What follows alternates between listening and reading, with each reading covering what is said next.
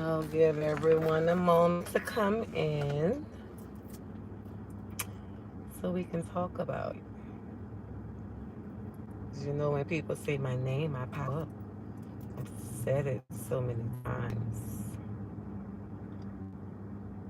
Happy Sunday to everyone. Greetings, greetings.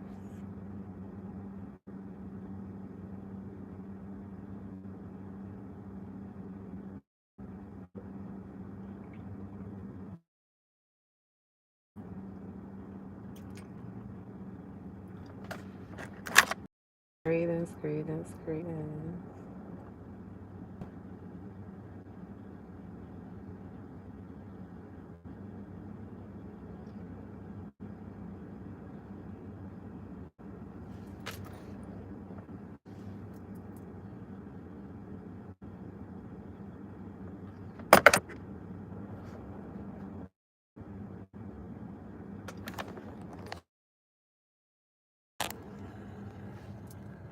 Now who eating today?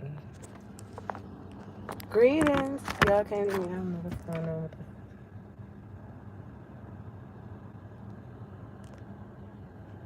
Can anyone hear me?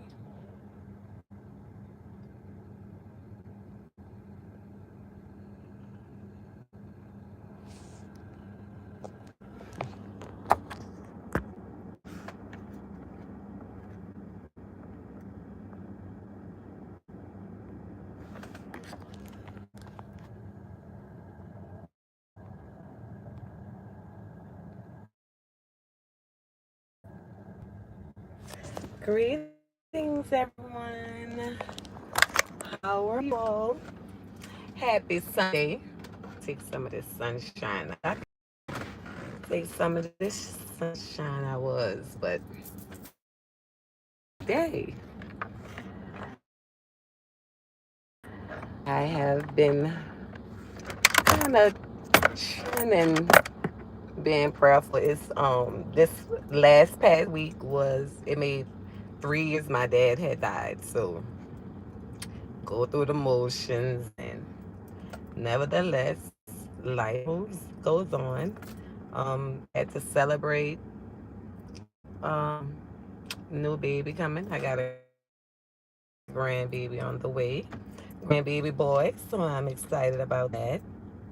And came to talk to you all. Sis is to amaze me. I actually was scrolling on Instagram this morning. Well, it was YouTube.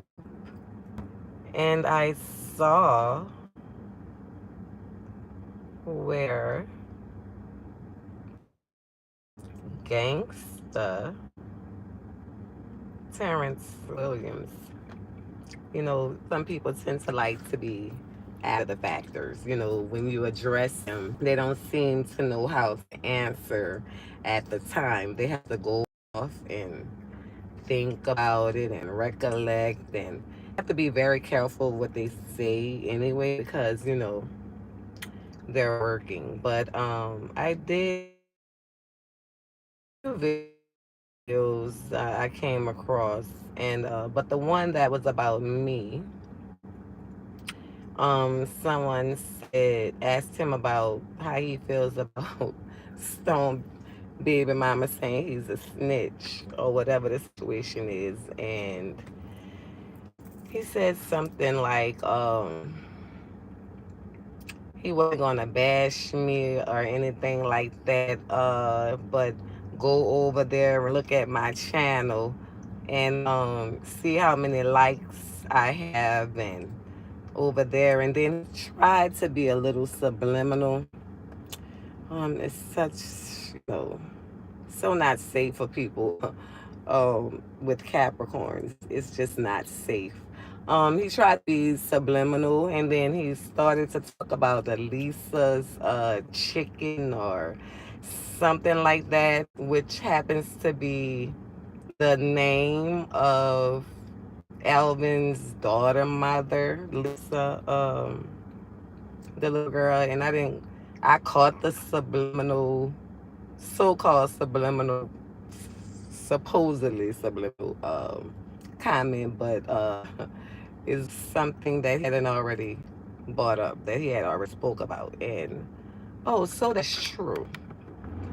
But you see, the reason why I brought it up is because I'm giving you time to bring up what you didn't bring up. Okay. And so I know that everyone that tends to commit crimes and then cooperate with the law at a later time for sentencing reductions and things like that, Rule 35s and things like that.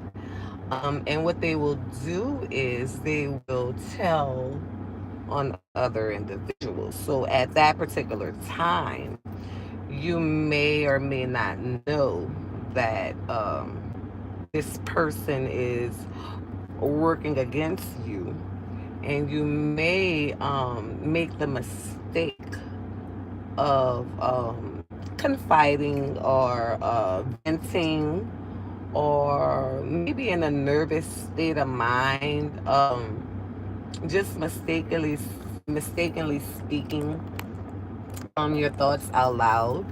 And you think maybe just because a person is going through the same thing that you're going through, or they look to be going through the same thing that you're going through, doesn't mean that they're not taking notes to work against you. You know, everybody always wants to be in a better position. So that means if I'm sad and another person is sad and we're around each other and we're being, we're kind of in a sad state together, then even though sad is sad, there's no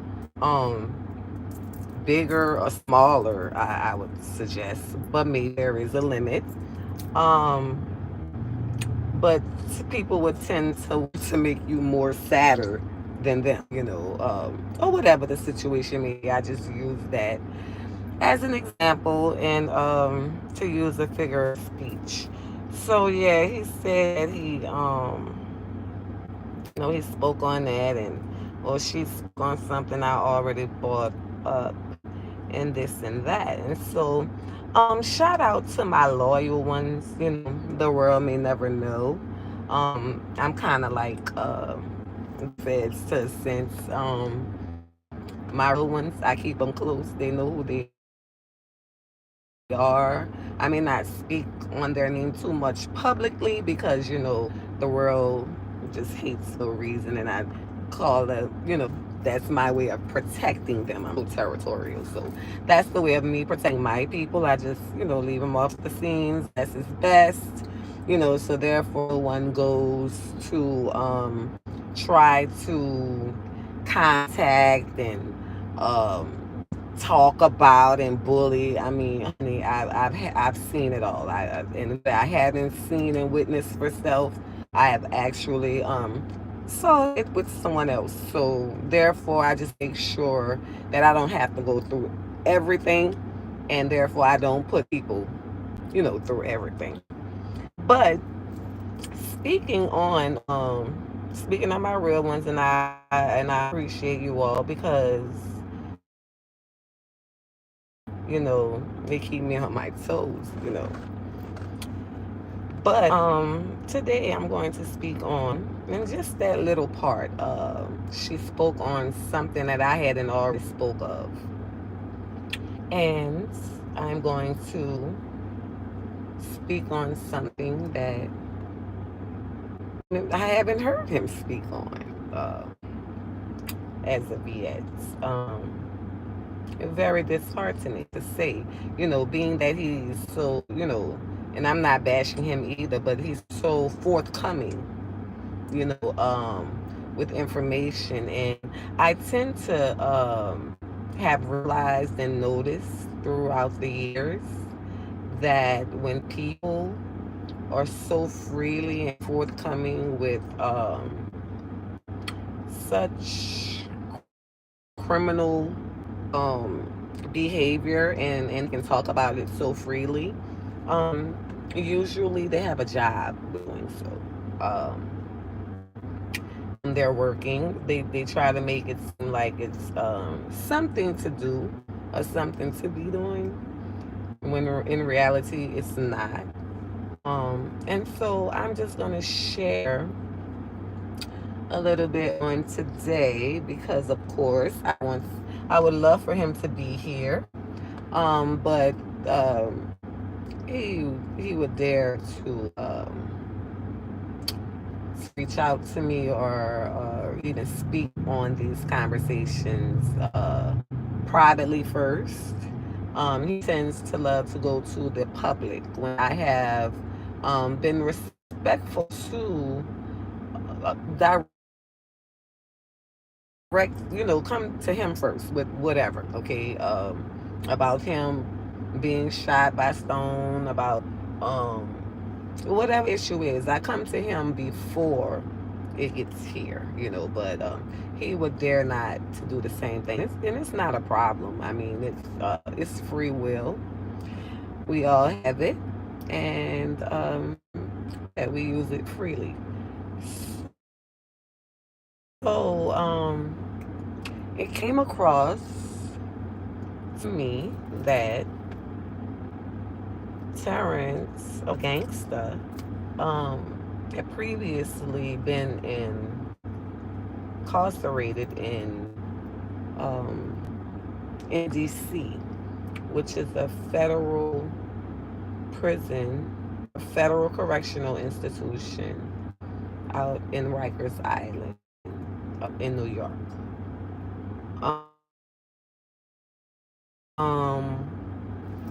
Upon receiving the information, of course, I do my homework. And being that people are really, when they do things, like, for instance, if you have a co-defendant and he turns state, or in this case, he wasn't a co-defendant on this particular case. He was actually the informant on this case. But usually when you have a co-defendant, um, the person either, if you're going on the charges together, if one turn on the other, and then that person is going to become a confidential well, not really confidential. He's just going to tell. He's going to go to court and he's going to testify on you. And, you'll know who did what and who said what and who turned on who.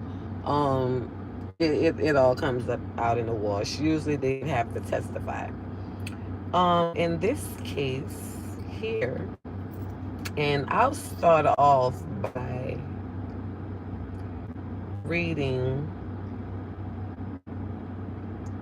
well, sharing a little information. So, and if anyone has ever heard of this, please do share. So, this is the case, and I went to look it up. It was the United States versus Taylor. And it was the United States of America versus Sean Taylor and Timothy Pickney. They were both defendants. Of course, the names. Now, this is the write-up. This actually came from case text. Okay, so this is the write-up, and I just want to share a little bit of what I am about to begin to explain to you all per my research, all public records, courtesy of the federal court system. You can freely look it up if you know how to search. I thought about one day maybe sharing how, but then I'm like, oh no, it just wouldn't be possible. But anyway, I'll begin to share. So, in this story, defendant Sean Taylor, and this was back in, I want to say, March 24, 2014. This is when this was written. So it begins to say that the opinion and order, defendant Sean Taylor and Timothy Pickney, together with Taylor, defendants are charged with various narcotics trafficking, firearms, and murder offenses in a 12-count superseding indictment. Okay, the superseding indictment filed on December 17, 2012.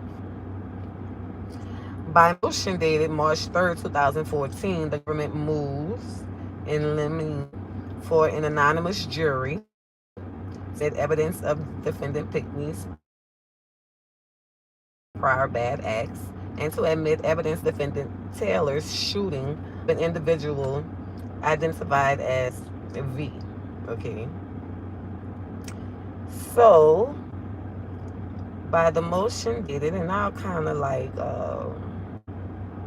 try to get to the point of what I am sharing, and of course this is this text. In the I'll read this. I'll begin with the superseding indictment. The charges in the superseding indictment stem from defendants' alleged involvement in a decade-long narcotics trafficking conspiracy. The superseding indictment, government memorandum. Okay, so defendant Taylor is charged with one count of conspiracy to distribute and possess with the intent to distribute heroin, cocaine, and cocaine base, crack.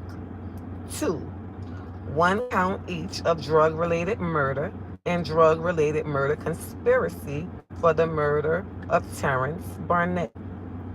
Three, two counts of cocaine distribution. Four, one count each of murder for hire and murder for hire conspiracy for the murder of Joseph Vargas. Five, one count each of drug-related murder and drug-related murder conspiracy for the murder of Joseph Vargas. Six, two counts of use, discharge, and brandishing of a firearm. And seven, one count of causing death with firearm. Defendant Pickney is charged with one count of conspiracy to distribute and possess with the intent to distribute heroin, cocaine, and crack. Two, one count each of drug-related murder and drug-related murder conspiracy for the murder of Terence Barnett. And three, one count of use, discharge, and brandishing of a firearm. Okay. The government alleges that defendant Pickney was the leader of a narcotics trafficking conspiracy in the Bushwick neighborhood of Brooklyn, New York, and the Woodhaven neighborhood of Queens, New York, that was responsible for two homicides and numerous non-fatal shootings between January 2nd, 2000 and August 2nd, 2010. Pickney is alleged to have acted as an enforcer in the conspiracy. Defendants allegedly conspired to distribute kilograms of heroin and cocaine and hundreds of grams of crack. Okay. Okay, so Pickney is alleged to have murdered Barnett at Taylor's behest in exchange for $1,000. On or about June 20th, 2007, Taylor allegedly hired two co-conspirators, Juan Petty and Andrew Yelverton, to murder Joseph Vargas in exchange for narcotics. Later that day, Taylor allegedly provided Yelverton a firearm, which Yelverton, acting together with others, then used to shoot Vargas' death. Okay. Now, number two, Pickney's motion to suppress. Okay, and this is all coming from the internet. Okay. Defendant Pickney moves to suppress the recorded statement he made to a confidential informant, CI, on the grounds that it was obtained in violation of Pinckney's constitutional rights under the Fifth and Sixth Amendments to the United States Constitution and in violation to the United States, in a violation of the American Bar Association. According to Pinckney, to the extent Pinckney's recorded statements to the CI related to the conspiracy for which Pinckney was interrogated previously, said recording was obtained in violation of his Miranda rights and right to counsel, and this must be suppressed. The government opposes arguing that Pinckney's Fifth and Sixth Amendment right to counsel has not had not attached at the time his statement was made, and that the prosecutors did not commit any ethical violation. For the reasons for below, Pinckney's motion to suppress is denied. Okay, so what happens was on March 9, 2009, defendant Pinckney was arrested after New York City Police Department officers executed a search warrant. Okay, so he was originally arrested in 2009. Okay, so then we go through on February the 25th, Nia failed to appear in court. Okay, and we will go on, we will move on, we will move on. So in January 2012, Pinckney was brought from state custody in Pennsylvania to this district, a writ of habeas corpus, and housed at the Metropolitan Detention Center. Okay, so Pinckney was arrested and was doing a sentence somewhere. Then he was returned to Pennsylvania to complete his term of incarceration. And that was around May 4th, 2011, when he pled guilty in the Kings County case, and thereafter was sentenced to concurrent 3 to 6 year prison terms. So he was already in prison. Okay. In January 2012, Pinckney was brought from state custody, Pennsylvania, to this district on a writ of habeas corpus and housed at the Metropolitan Detention Center in Brooklyn, New York.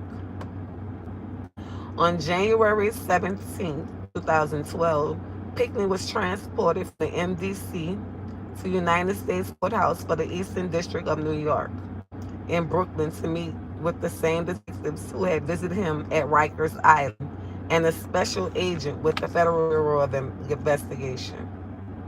Pinckney claims that the detectives and FBI agent interrogated him while he was at the Brooklyn Federal Courthouse. The government, however, maintains that the officials again elected not to interrogate Pinckney and instead encouraged him to cooperate in the ongoing investigation. Okay, so this is happening to Pinckney when he gets to MDC. Okay, so we're going to move a little further down.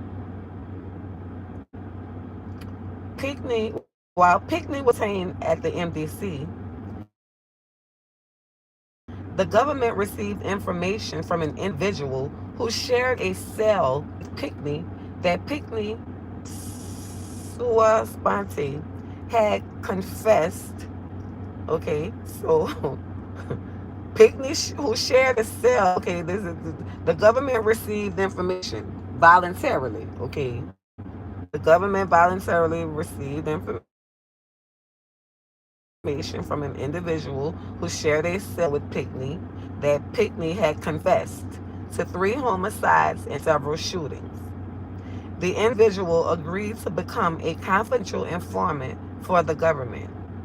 On November 20th, 2012, Pinckney had a 2-hour conversation with the CI, who was equipped with a recording device. The CI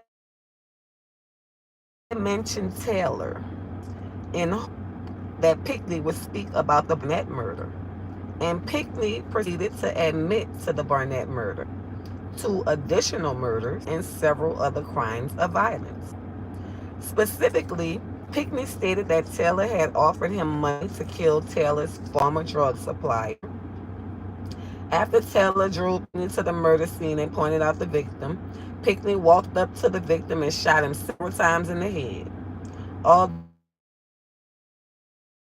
Taylor believed that Barnett was a rival, Barnett actually was an innocent victim killed by Pickney in a case of mistaken identity.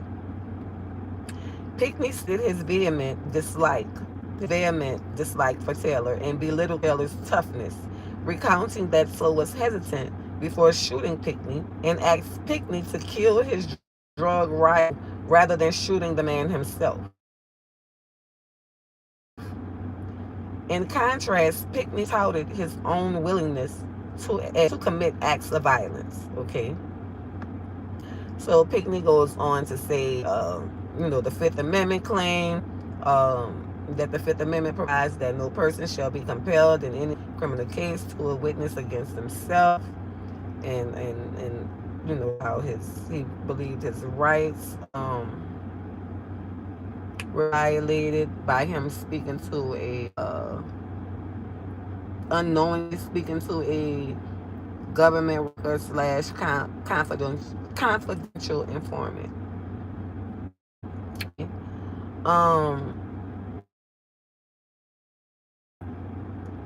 It even goes on to say that here Pickney confession was not made in a police-dominated atmosphere.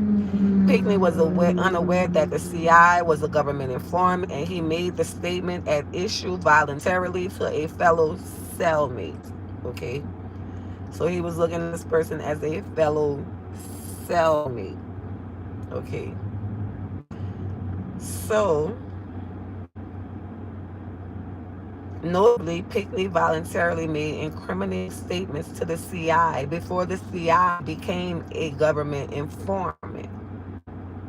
He does not challenge the admissibility of this prior unrecorded statement. The record also shows that Pickney was not in custody for the purposes of Miranda or subject to any coercive pressures when he made the statement he seeks to suppress. Although Pickney was incarcerated at the time he made the statement, Pickney was not physically restrained or in any way coerced into continuing the conversation. Indeed, he was free to end the conversation at any time. Pickney spoke freely, candidly, in detail, and at length to someone he viewed as a fellow inmate. Thus, the fears motivating exclusion of confessions are simply not present in the case at bar. Okay. So, when I received the news, of course, I do my homework. And then I received a little bit more information from, sources. And so, really paying attention, but not paying attention, but, I'm like, well, I guess they think that I'm bringing it out, but this needs to be again, I think they misconstrued my whole position in this. I was never here lights or clout or any of it. I was always here for facts, proof, and truth. And so that is what I gave from the beginning.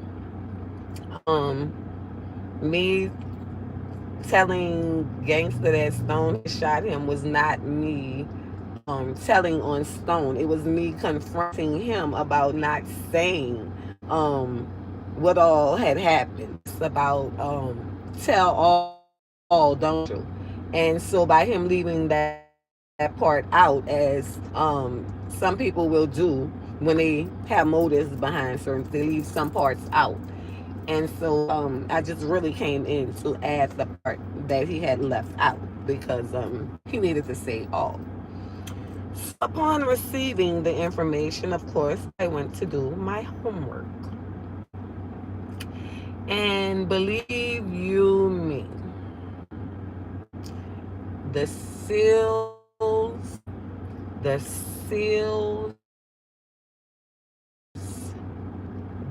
seals. I've never in my life saw people so bad, meaning some criminals that end up telling on others. They're so bad, and they're so how can I say, so shrewd, and they do what they do, and they mean to do what they do. They mean it. But once they get into trouble, then they want to tell God on Jesus, on everybody, but then want to seal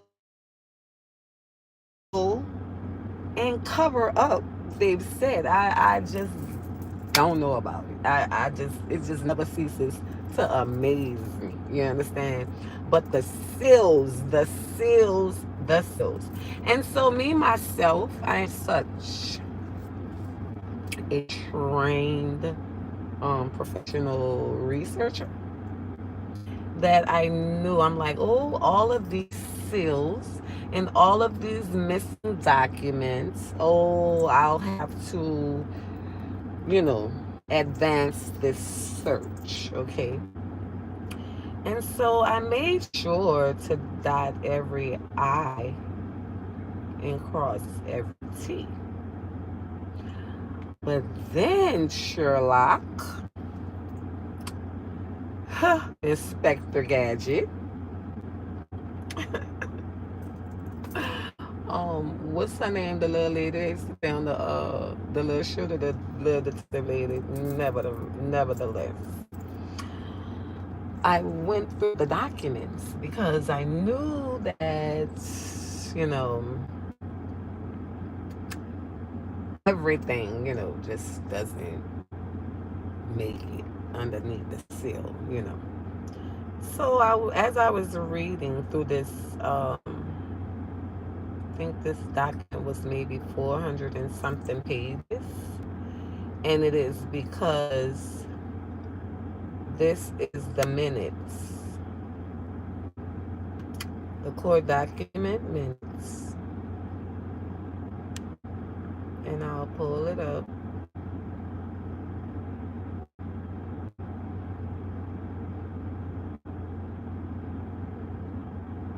Because I don't want people to say she doesn't have any paperwork. She can't go by that. She doesn't have any paperwork. Well, guess what? I got paperwork.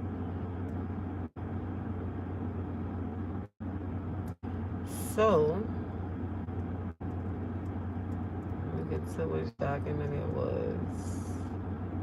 And if not, I can go and, of course, really pull this up. But what happened was I came across these documents, and so I had to read through them because, of course, it's about the jury selection, and in the minutes they always gonna say who said what, and it's gonna be the court, and then it's gonna be the attorneys by name, and so forth. And I'll just show you this document right here. As you see those red letters at the top, not anything that I can make up. So here on page 463, I read, and it began to say, I understand it has been put forth here is ongoing to introduce arguably the single most important piece of evidence, single most, the tape in the court, the NDC tape,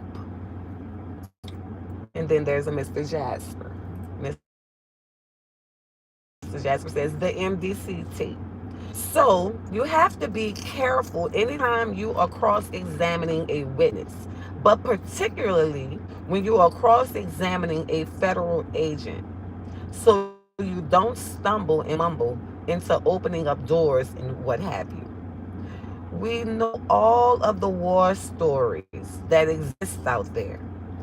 You need to be able to know what has transpired with respect to that witness and the entirety of the case. And I understand that there is some Williams interviews in there as well.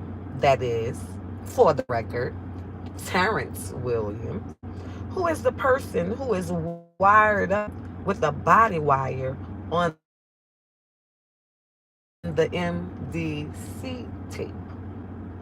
So there's an enormous amount of substantial prejudice as to defendants, and particularly as to Mr. Pitty, because we will have to make strategic and tactical decisions as to how to frame questions should we decide to cross examine the case agent who is going to be putting in this recording, rather than, of course, the CI or CS, however you want to characterize Mr. Williams, since Mr. Williams is purportedly not going to be called. So it presents extraordinary challenges for Pinckney's counsel with respect to cross-examination of the, and I must have stopped there because I be wanting to get straight to the point. Have the whole, no, this it is stopped there, 463. Okay. Um. Okay, so it represents extraordinary challenges for Pinckney's counsel with respect to cross-examination of the case agent. The court said, I would like to hear from the government why this happened, especially given the fact that this trial date was set a long time ago. We had many discussions about the turning over of 3,500 material. I set specific dates upon which 3,500 material and any other material had to be turned over. Just last week, we had discussions about it, and given that what is at issue here are the notes of the case agent, I don't see how the government can say that you just learned that these notes existed or that they were just made available to you, given that the case agent has been helping you, I assume, prepare for this case and has been present at most of the pretrial conferences and certainly during jury selection in this case. I don't know who wants to address this, Mr. Armatruder, Miss Farhadian. I guess those are the defense. Ms. Armatruder said, yes, Your Honor, we believe that the case agent's notes were in production to be produced. The court, I don't know what that means. What did you mean that they were in production? Mr. Armatruder, well, we received copies of them and we believed that they were going to be incorporated into 3,500. The court, when? Mr. Armatruder, it was within a couple, I think within a couple of days of June 30th, and we realized that they hadn't been, and it was an error. The court, when? Mr. Armatruder, I think I realized it was probably July. I can't remember the date, Your Honor. It was probably either the 3rd or the 4th, and we attempted to put it in production immediately to get to the defense counsel. And we acknowledge, well, correction, that was the uh, prosecutors, Mr. Armatruder and Miss Fahadian, the F name. Okay. So he says, I can't remember the date, Your Honor. It was probably either the 3rd or 4th. They attempted to put it in production immediately to get it to the defense counsel and acknowledge and recognize that it was an error. error on our report, and we apologize for that. The court, I'm sorry, but I have to say that it is all that I can do to contain myself over the sheer sloppiness of the way that the government has been handling this case. This is a very serious case. All criminal cases are serious. But given the stakes here, given the nature of the charges here, this has been a death eligible case twice as far as Mr. Taylor was concerned. Twice a death eligible case. And the government knew more than a year ago that at least Mr. Taylor wanted to go to trial. So more than a year ago, when we had a trial date set, if memory serves me, Mr. Taylor was originally scheduled to go to trial right about the time that Hurricane Sandy hit.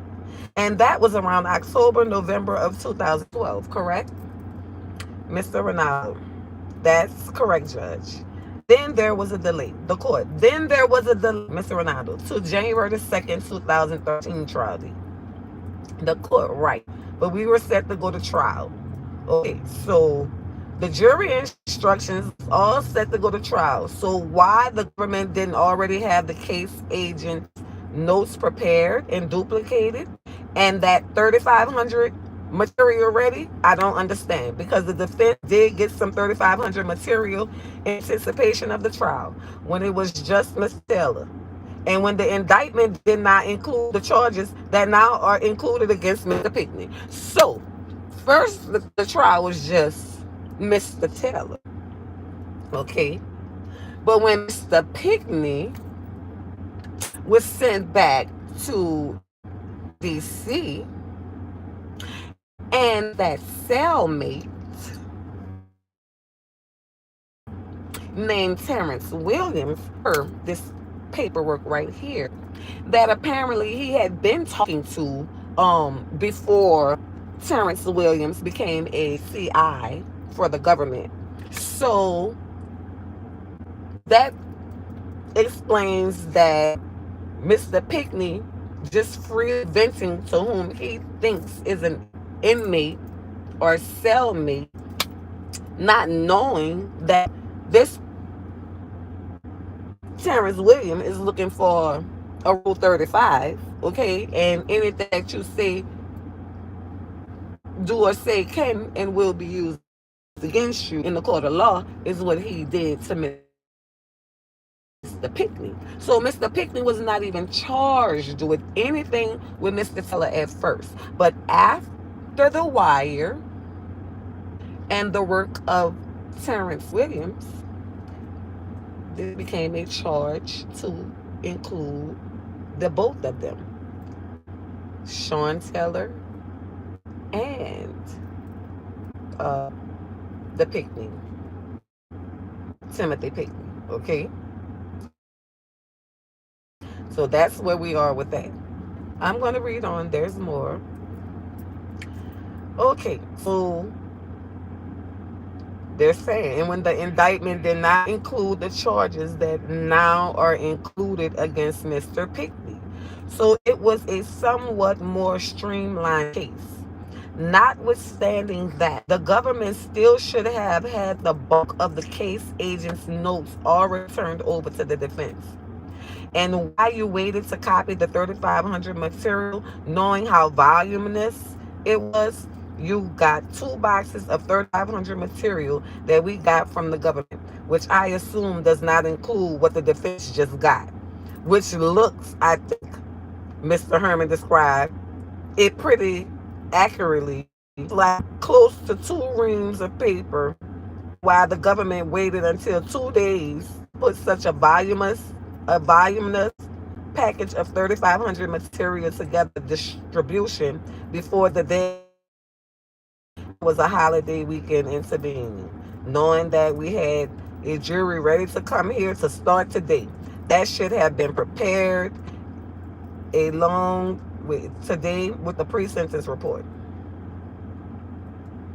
Okay, now at that point in time, you expected the court was going to have time to review that, and the defendant's defense counsel, I assume, was aware of it sooner than I was, because they received information by email and were working.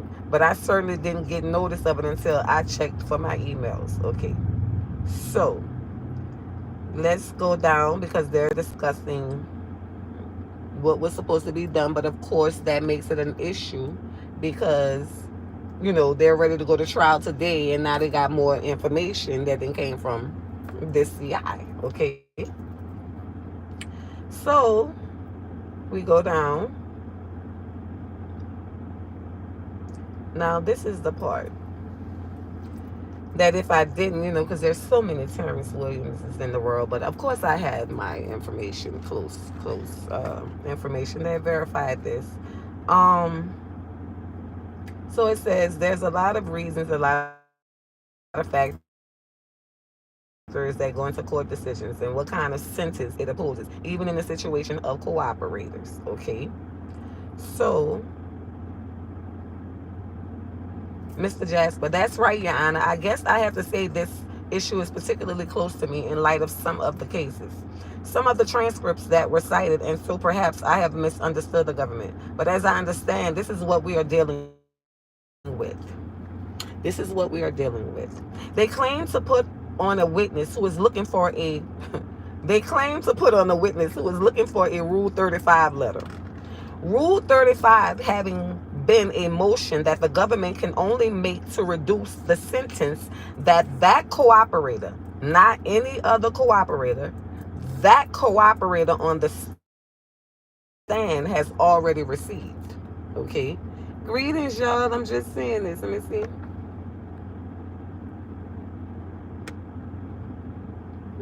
I'm so busy. Well, I don't know. I guess let's see if I can see y'all messages. Let me see.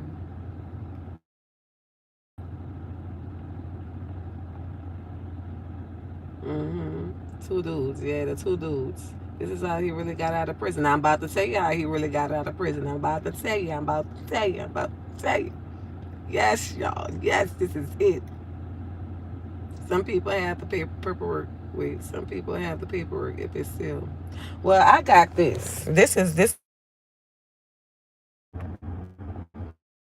so they don't be wanting y'all to get the information, but I'm here for it.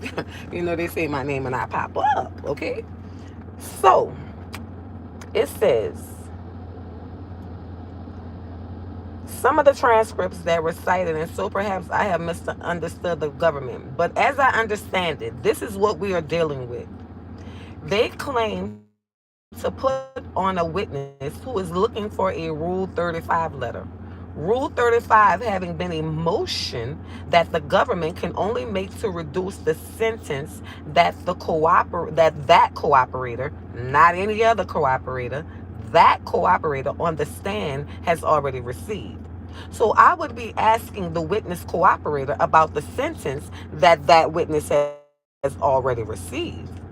That not having been enough, the witness is now seeking a further reduction. So he's saying he's going to act, he wants to, so I would be asking the witness cooperator about the sentence that witness has already received, that not having been enough, it wasn't enough. The witness is now seeking a further reduction. And as the court indicated in an earlier proceeding, the instruction on cooperators is that the jury should consider that testimony with great care and scrutiny. And so, in order to assess, because the government will say time and time again, think about the cooperator's motive to lie. It is in his or her best interest to lie. Wait, is it in his or her best interest to lie and not get the Rule 35? Okay. Well, how is the jury supposed to assess that if they don't know what the person has already got? Let's say they got 15 years or 20 years or 30 years. Now they want a Rule 35. So that's what we would be saying is, look at what this cooperator got. The cooperator wants a further reduction, and they are likely to risk whatever they have to risk in order to get out from underneath the sentence they are already have. Now, it could be that I'm mistaken of the government's position, but the government seems to indicate in the transcript that it's cited that I want to ask, or we want to ask, the defense wants to ask the witness cooperator seeking a Rule 35 questions about what other cooperators have gotten. And that's not at all what we want to do here. The defense in Bassiano were questioning specific witnesses about their understanding of what other witnesses have gotten ordered to show what they were expecting. In other words, there was some fairly notorious and infamous witnesses who were on the stand who had not been sentenced yet, and essentially you are looking for a Sammy the Bull reduction, 19 bodies, 5 years. The court said, no, you can't do that because that confuses it. And I understand what you want to do. You want to get into expectation of this witness. That's not what is happening here. A witness is asking about a sentence and they want more questions. The court, why should not allow that questioning given the context? Miss Farhadian, she must be the prosecutor. Because, Your Honor, the concern is that, as Your Honor knows, as you said, a sentence captures many different factors. And the concern is if the jury hears this witness's sentence that he received from Judge Gleason, it will extrapolate. It will extrapolate from that a conclusion about the benefits of cooperation, generally and simply hearing the number, the number could never capture for the jury what that sentence is all about. The court. But why isn't that cured by a limiting instruction from the court advising the jury exactly that? That they are not to speculate as to why the judge in that case imposed the sentence that it did, because there are many complicated factors that go into sentence, and that they are being advised of the sentence that was imposed. Only so much they can determine credibility of the witness insofar as he may have an interest in the case with respect to any Rule 35 motion. Obviously, it would have to be carefully written. But it seems to me that how the position of the defense is that it is hard for the jury to put in context the interest of the witness in seeking a further benefit for cooperation post conviction, post sentence. That means after convicted, that means after sentence. That witness is looking for a further consideration from the court by virtue of presumably testifying truthfully and provide substantial assistance after having been already sentenced. Why isn't that an appropriate area for the jury to consider?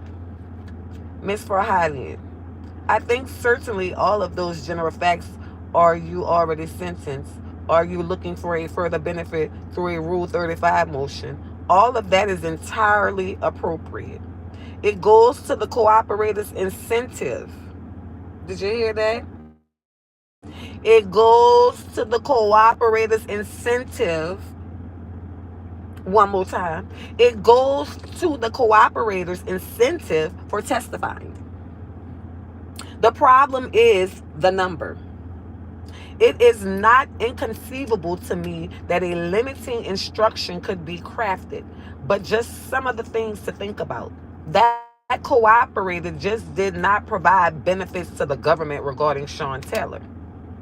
So that number reflects not just the benefit he would seek for that cooperation, but for any other cooperation as well.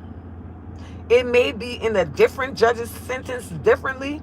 It may be in keeping with sentencing. It's in his sentencing judge tended to give certain kinds of cases. Again, these are issues that are way beyond the scope of what the jury can understand. If all of that could be incorporated into a limiting instruction, then maybe we would be okay. But that is the concern that we have. That all of that extrapolation will happen and that a limiting instruction couldn't really contain that. Whereas what the defense is trying to accomplish can be accomplished without going to the number, meaning the number of years. And just going to the basic fact, you have been sentenced. There's another vehicle for which you can receive another benefit. There's another vehicle for which you can receive another benefit. That's a Rule 35 motion. You hope to get one, and so on. Mr. Jasper, Your Honor, I'm trying to figure out why in the world I would want to go into this witness's cooperation necessarily in another matter. I'm interested in the sentence that they got as a way of showing the jury what this person seeks to gain as an additional benefit. I don't have to go into everything that the government has suggested here. In fact, it would open up a number of doors that I might want to have closed. But I think, as Your Honor indicated in the question to the government, why shouldn't the jury have in front of it the number that this person is trying to get out from under? They have to figure out whether or not it's worth it, whether or not they can, based upon the arguments and evidence produced, whether or not this person is lying, because that number that they got was so high. They would have no idea whatsoever if we can't get into the sentence itself of that witness, not into any other witness. The court, I mean, if we put this in context of an accomplice cooperating witness who has not yet been sentenced as a general matter, defense counsel asked the question, well, how much time are you in your case? And the plea agreement winds up usually going into evidence at the request of defense counsel. Usually there is no objection from the government. And right there in the plea agreement, there is laid out what the consequences of pleading guilty are and what the terms of the cooperation agreement are. So let's say, take the simple case of a Class A felony drug conspiracy, and it will say the statute carries a mandatory minimum of 10 years and a maximum of life, and supervised release and a minimum of 5 years and maximum of life, and all of that gets represented to the jury. I always kind of cringe because in the back of the juror's mind, as much as we can tell them, you can't think of punishment of the defendant on trial.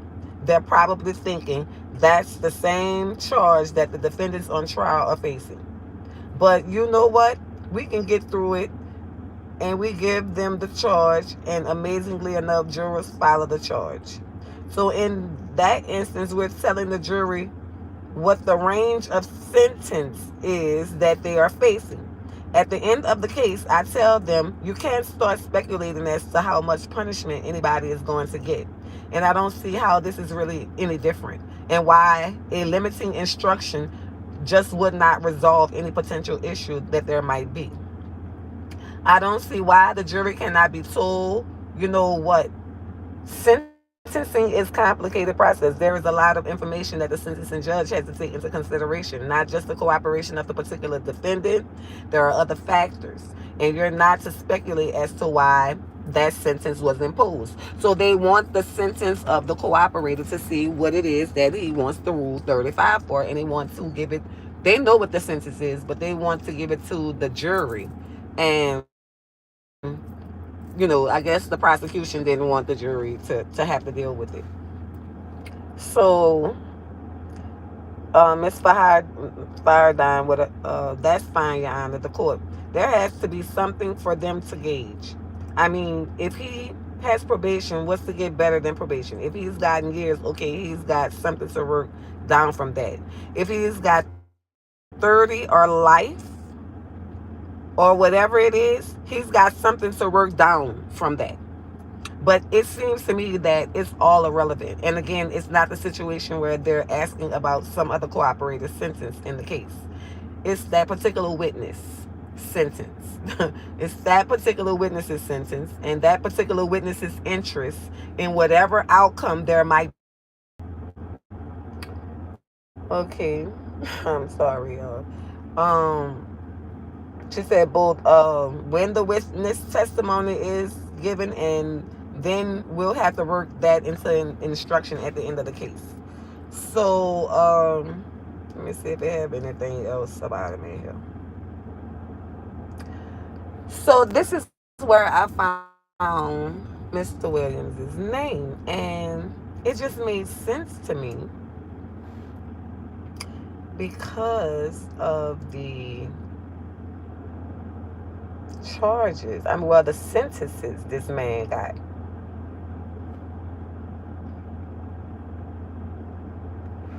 This man was sentenced to about 9 life sentences.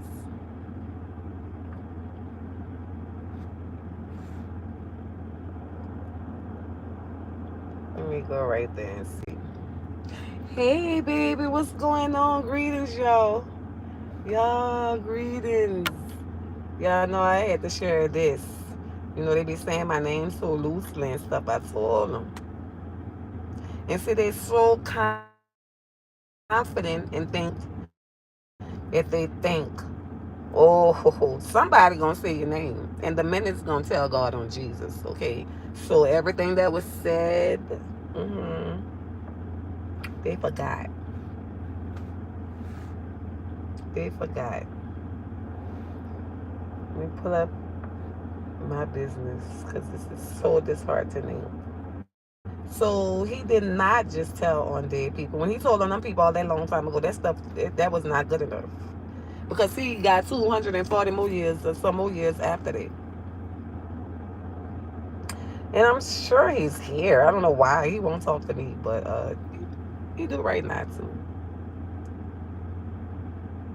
Cause see, I'm so real. I would have hit him with it first and been like, this is about to go on. This is what's happening. This is, but no, he not real. So can't be real either. I always got to hear him saying my name loosely, just somewhere so loosely.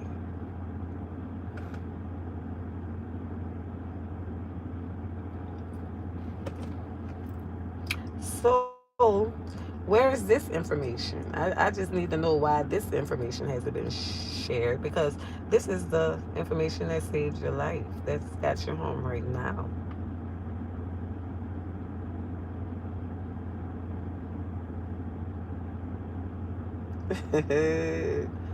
Baby, yes. When I tell you, they need to give credit where it's due.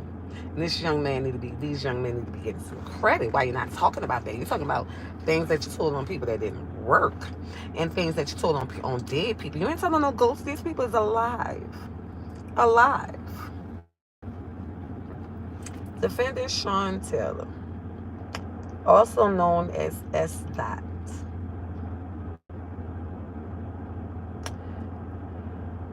pending counts, continuing criminal enterprise, conspiracy to distribute narcotics and conspiracy to that's what intent, narcotics distributing district possess with intent to distribute, use of facilities to commit murder for hire conspiracy, continuing criminal enterprise, drug related murder conspiracy, violent crime, drug, machine gun, violent crime, drug, machine gun where death occurs. So he has some terminated conspiracy. Oh Lord, conspiracy to distribute and possess narcotics. All underlying open indictments are dismissed. Conspiracy to distribute and possess with intent to distribute narcotics. Life on each count to run consecutively.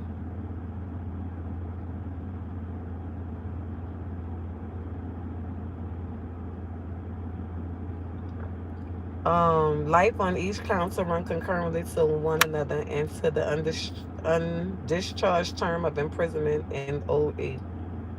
Supervised release. Okay, you got life on that. Narcotics distributed and possessed with intent to distribute. All, all underlying open indictments are dismissed. Continuing criminal enterprise. Life on each count to run concurrently to one another and to the undischarged term of imprisonment in OE. CR 375 CBA. No supervised release. Narcotics distribute and possessed with intent to distribute. All underlying open indictments are dismissed. Conspiracy to distribute narcotics. Life on each count to run concurrently to one another and to the undischarged term of imprisonment. Racketeering murder. Life on each count to run concurrently to one another. Narcotics distributed and possessed with intent. Life. Continue. Racketeering murder. Life. Violent crime, drugs, machine gun. Life.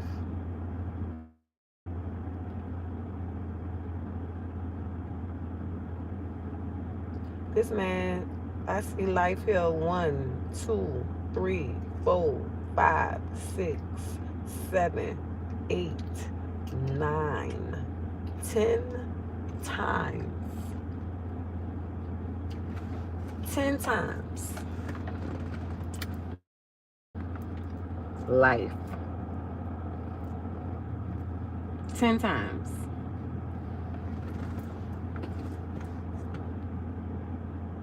Hmm.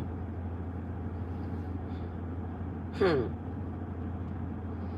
So, you think you might want to tell the truth how you come home for real? Well, of course not. Of course not. Because if it wasn't for those minutes, everything would have been sealed. But I'm so glad to be so thorough. See, I'm not here for likes. I don't care about none of that. I'm just here for the facts, the truth, and the proof. Like, what's the problem? I ain't heard nobody say, just want to bash and speak loosely or whatever and trying to talk subliminally. No need. No need. This is what needs to be talked about. People want to know how you came home and it's sealed and da da da da da da, and then you come with a cover story. That ain't nothing to watch. Worrying about views and likes while you so shrewdly love you too, baby. While you so shrewdly and proudly play Master Splinter. It's just not safe. And then, you do so much and then told so much. So now you're scared to come to New Orleans. I ain't never seen nothing like that. Yes, I never seen nothing like that. Like, how you did all of this.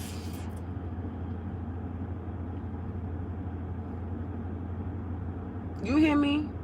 You did. Time and Jerry is right. I know that's right, baby. You fried you some chicken high. I know it's good. How you do all of this? Like, how can you living with yourself? And that's why I'm telling y'all, they set y'all up. Y'all got to pay attention. Hey, baby. Hey, greetings. Y'all got to pay. Like, it's some funky in the face. Oh, yay. Look, y'all have to pay attention. When y'all see things like that happening, it's bigger things that has happened, okay? The dead not going to get you nowhere. You can't, yeah, I'm going to make some. You can't tell on dead people and that's going to be good enough. Like, they did. What can they get for it? Okay? And then you come and you want to freely, oh yeah, I told that, but whatever reason you want to give for the actions, you understand, about high diesel and the letter that he wrote on him and telling God on Jesus on him. Thank you, baby. Thank you. Let me tell you something. None of that. All of that was old. Them people that came, got off of that. Them people got off of that kind of stuff. You needed something bigger. You went back to court, and the judge gave you some more years. Okay? Just not long before that. And so then you tend to play on other people's intelligence, knowing that everybody in the same situation, in the reverse of situations, then, and he feeling, I guess, so bitter to not even devise the plan to listen to what everybody got to say. Come and act like he on your side. That's what they do. Come and act like they are on your side or they're off for you to supporting you, whether it's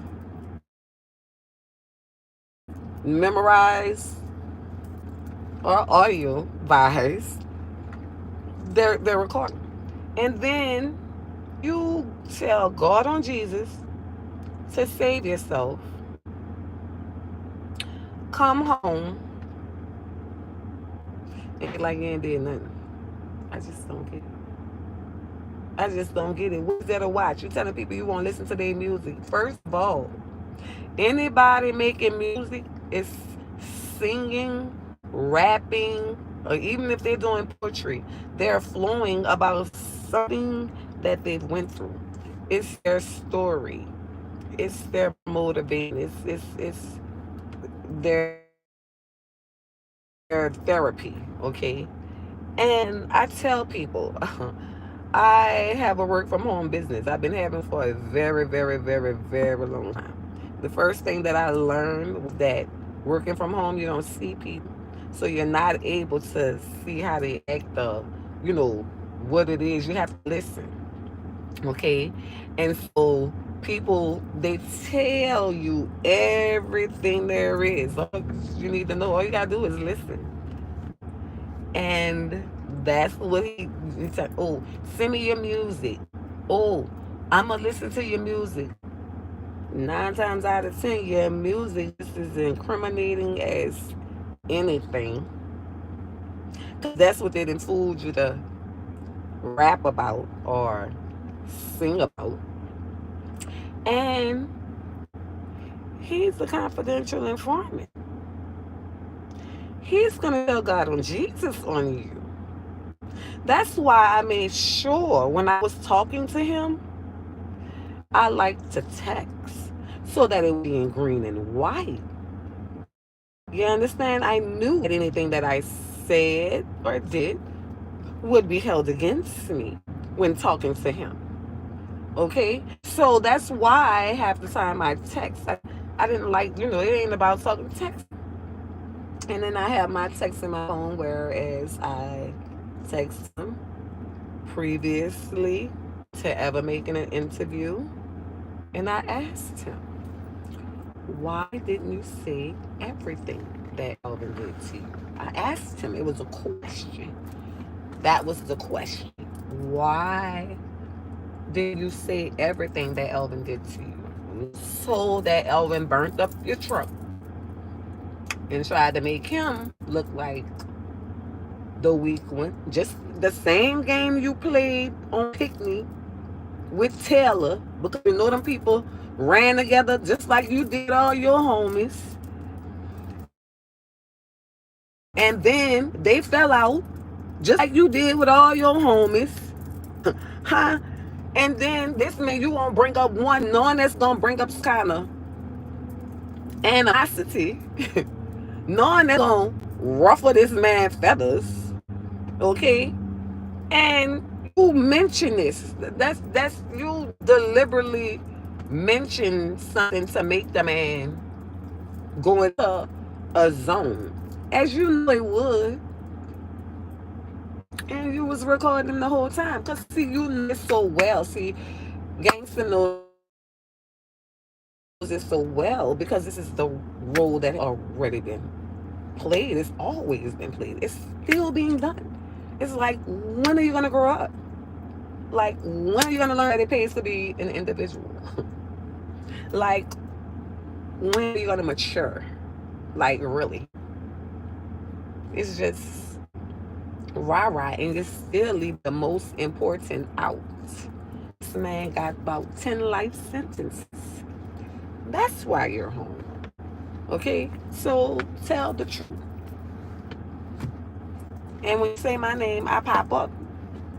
You should have texted me like I did you. You should have called me like I did you. You should have hit me like I did you. Like all of this is all 463 pages of the documents. Like, can't make it up and try to dissociate. We can talk about likes. There is nothing to like. There's nothing to like. I'm giving y'all the truth in between it because I just don't see how someone comes home after doing so much of that. I'd be somewhere praying.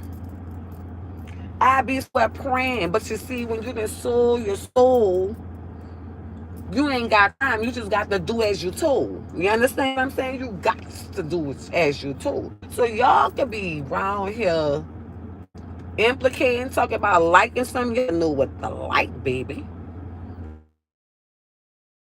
That is nothing to like. That is trouble in paradise. Okay? Still is the same old trouble. If you working, snitching, and then told God on Jesus on all these people, it wasn't so bad after all. Then you had to file paperwork because you know you done did something next. So now you got to go way over there to get away from this. And you just freely gathering. You just gathering, hunting really. When y'all see him that music, he hunting. Okay, who got the most incriminated lyrics? Who? He's a very great listener, very smart. Always have been very intelligent. But just for the wrong things. Like, am I really trying to? Are you really trying to help the youth, or are you really trying to help take the youth out? We've been seeing it so many times before. So that's what I have today, and that is also facts that people say, Mr. Williamson, that wasn't your case. It was working.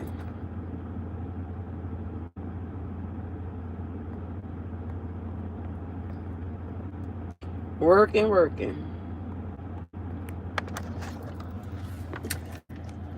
Let me go through some of these comments and see what's going on.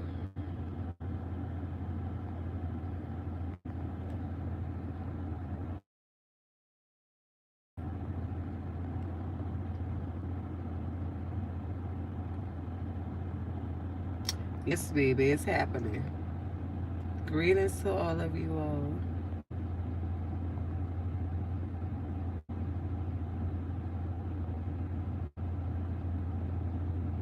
I don't want me to see y'all messages right now, but yes, y'all. So that is the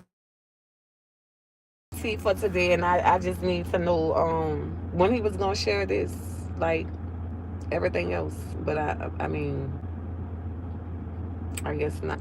So as far as likes, not here for likes.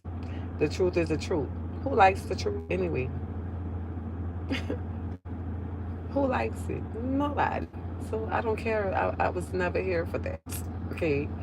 I'm here to do just what I'm doing right now, and that's see the truth and to know the truth. Because I know you try to blow me off or try to act like it was nothing. I've been telling people this from the beginning, and you know where it was going. So that's just what it is. It's no clout. Clout for what? One clout and numbers affiliated to him? Not at all. I'm just making sure that the truth be told. I mean, you know, they so freely want to talk and all that subliminal stuff and Lisa shit. Boy, bye. You and all them people named like that. Okay, so yes, y'all, this is what's happening. This is what they do.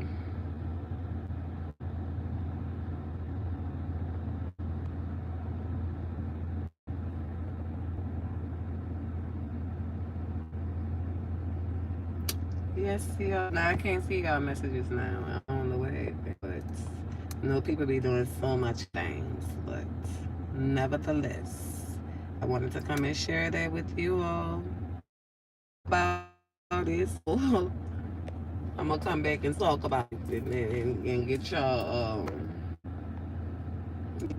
We'll come back and talk about y'all opinions and see how y'all feel about it. Okay.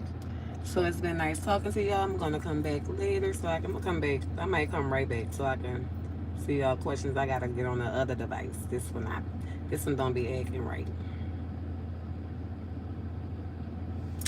So I'm going to come right back on y'all. Y'all can so I can talk to y'all. I want to see y'all questions. I saw it first and all the rats, but people don't like me y'all to see nothing.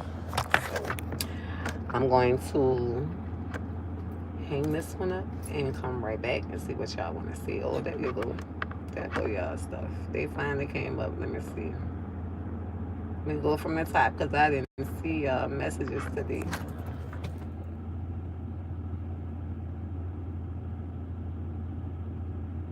What?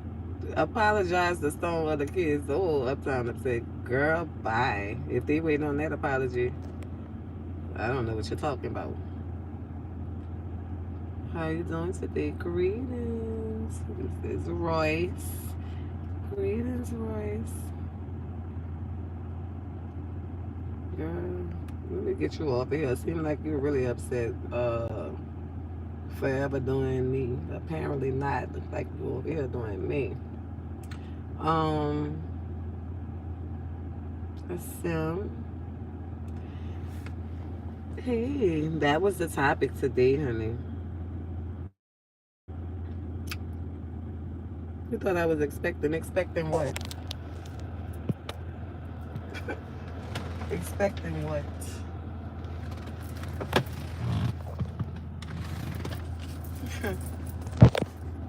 Good fortune, that's what I be expecting. Love, peace, good health. Clothed in my right mind, that's what I expect. Let me see.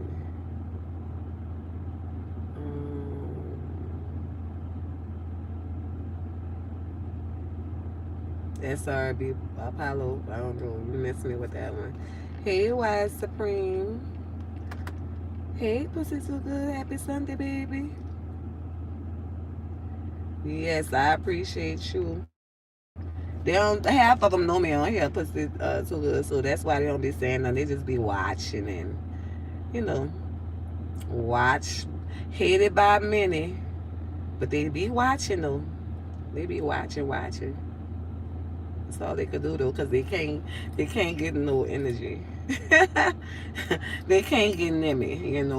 I'm one of those people that once I'm fan, they wonder.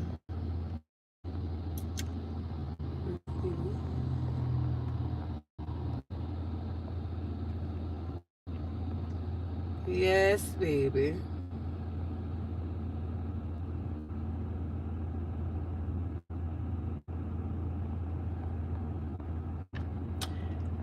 Well, the messages is on again for a little while, I guess. Let me see if I can get them up.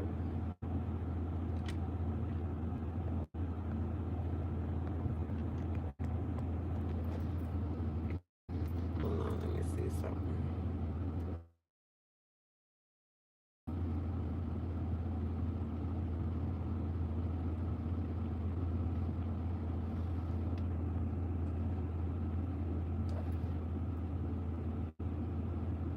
Okay, let me see. Let's see y'all messages now. Let's see. I'm not pussy too good. You must understand me. Afraid of who, baby? They already telling God on Jesus. So anybody afraid for what? Afraid for what, baby? They already telling God I'm just afraid for what? No, I'm not afraid of none of that. Um,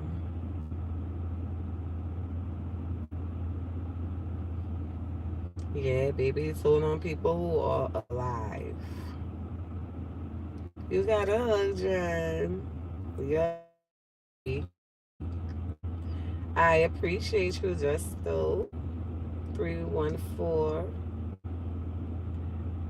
I most certainly will. In Williams, and send me an email. I got you. If you sent it already, I'm going to read it.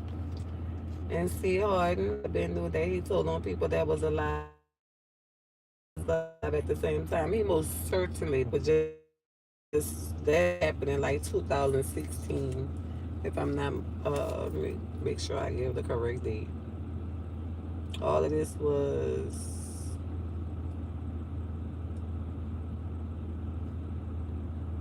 14, and I think it was just terminated at 16. Let me see.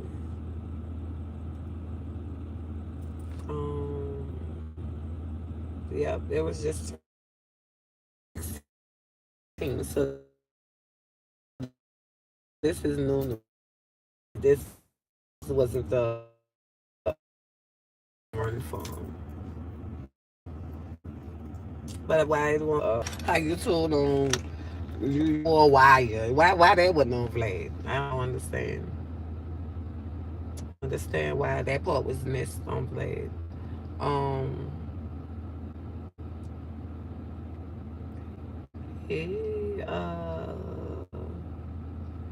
sublime blessing, sublime love.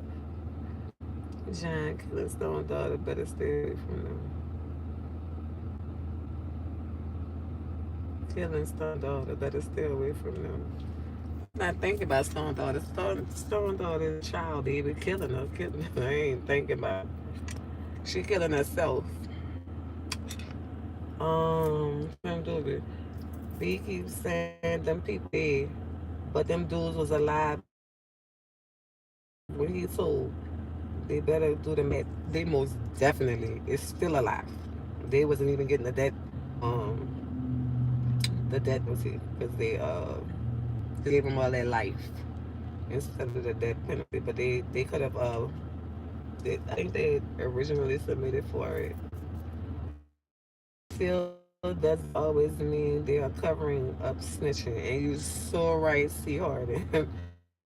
They just be trying to make sure that it doesn't just show in certain paperwork, but all you gotta do is you only sell for jobs and moving into buildings with background checks.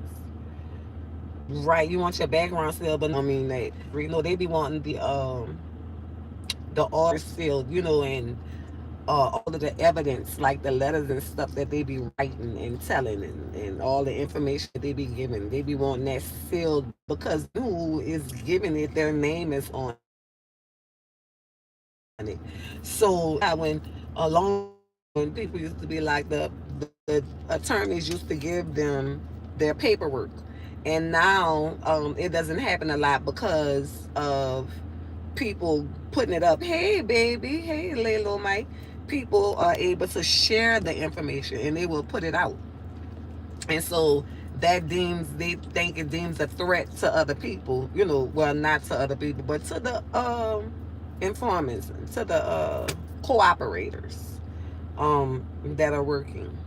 So that's the way now, I guess, that the feds kind of have to protect them, um, to a sense, to a certain sense.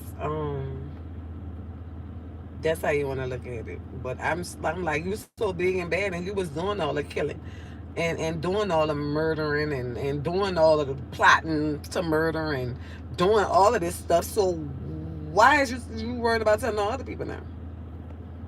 Yes, I do believe that in everything in my heart of hearts. Gangsta don't really love Stone like that. All nobody, everybody that be saying Stone name. I think the only genuine ones are like the really high artists, like maybe Kevin Gates and stuff like that. But all the rest of them, they sacrificed Stone. They sacrificed him. They were all they feared him. They were afraid of him. They used him and they set him up. They used him. He helped them. Um, Back then when he was dealing with the drugs, he was feeding Gangsta and all that. Gangsta still did stuff. to backstab the man, to the same disheartening things that are happening now.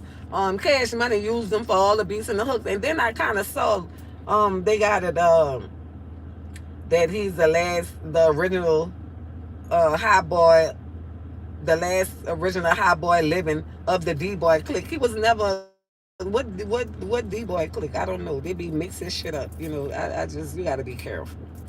But I mean, I know there was dope boys back there, but then there was hot boys. That was supposed to be their clique name. It was never D boy. Now they got the D boy clique mixed up in there. I just don't get it. But I saw all of this with them. Everything that I'm telling y'all, everything that he done did to these two men, that's what he used to. That's what they've been doing from the beginning. Like, I watched it from day one. I met the people. Um, if the judge said the documents, how can you get them? You can't. If they're sealed, you can't get them. When you hit the link, it's gonna say, you're not able to view this document. Or this document can't be viewed, or whatever, whatever. But there are other documents. So then that's when you really have to be a bona fide researcher, like one that don't miss a line, because you gotta, see where it's in there somewhere. And you see how I went in the minutes. I wasn't able to. Or I would have loved to see the documents and all of the evidence that was the exhibits that were produced and all of this, but you're not able to see it because, of course, they want everything sealed to protect these people. But then somewhere in those other documents, the answer is there. Um, some people have, if the judge, okay, some people have the paperwork if it's still. Well, really and truly, the defendant is supposed to be able to get the paperwork. If whoever is making whatever's going on, the defendant is supposed to always be able to get the paperwork through the attorney. So that's what him and his attorney has to discuss. So that's how they always know who's who, and who's working in their paperwork. They don't have the right to confront them or any of that. But in this man's case here, he wasn't even the person that was dealing um, with Terence Williams. He wasn't even. I take it that he was in the same jail, but he wasn't near him. Like they said that they were in the special housing unit, the SHU, the special housing unit. So he wasn't there, and so that is how, I guess he took it upon himself to question the man. If Gillis knew they didn't like him, he didn't. Nobody knows when nobody don't like him. I mean, you should know that when a person that don't like you, because if a person, let me tell you something. There's two. I'm gonna give you two definitions today, and I'm gonna use me as an example. Me, if I don't like you, I'm not dealing with you. I'm not talking to you. I'm not coming around you. I'm not thinking of you. I don't want to be around anyone else that thinks of you. I don't want to be around anyone else that deals with you. I don't want to be implicated. I don't even want to really breathe the same air as you, share the same streets as you, or the same type of water or anything as you. That's just me, okay? But there are fakers and pretenders, okay? And there are a certain breed of people that just love to be around people that they don't like. Reason, because they're jealous and envy. They want to be that person. So in order to be a person, you have to watch. You have to want to see. You have to want to be zombified enough to sit there and take you, not liking a person, but still just choosing to be around them. To me, is that a mental illness? Of course. That is the biggest mental illness in life, because I feel like people that are fakers and pretenders, for them to keep on pretending, they have some type of mental situation going on. Because see, me personally, I'm just not going to torture myself like that. It's not possible. If I'm gonna know if I like a person, I'm gonna know if a person likes me. Usually I only dislike people that don't like me. They have shown me. And don't get me wrong, I've been trying to be one of those people that pretended that I didn't see or thought that I was going to try to make a person like me by being even nice to them, or keep being nice to them, keep going around them, keep treating them and all of that. And then I learned you can't be nice to the devil. And the devil is never going to really come through who you like. That's why I learned to not like people. The devil is going to come through who you love. So that's why they pretend to love you. They pretend to love you, but the hate be so real. It can't be concealed. So they're gonna do things to you. When the hate is real, no matter how much love you show, oh, they're gonna hate the help, honey. They're gonna hate the love.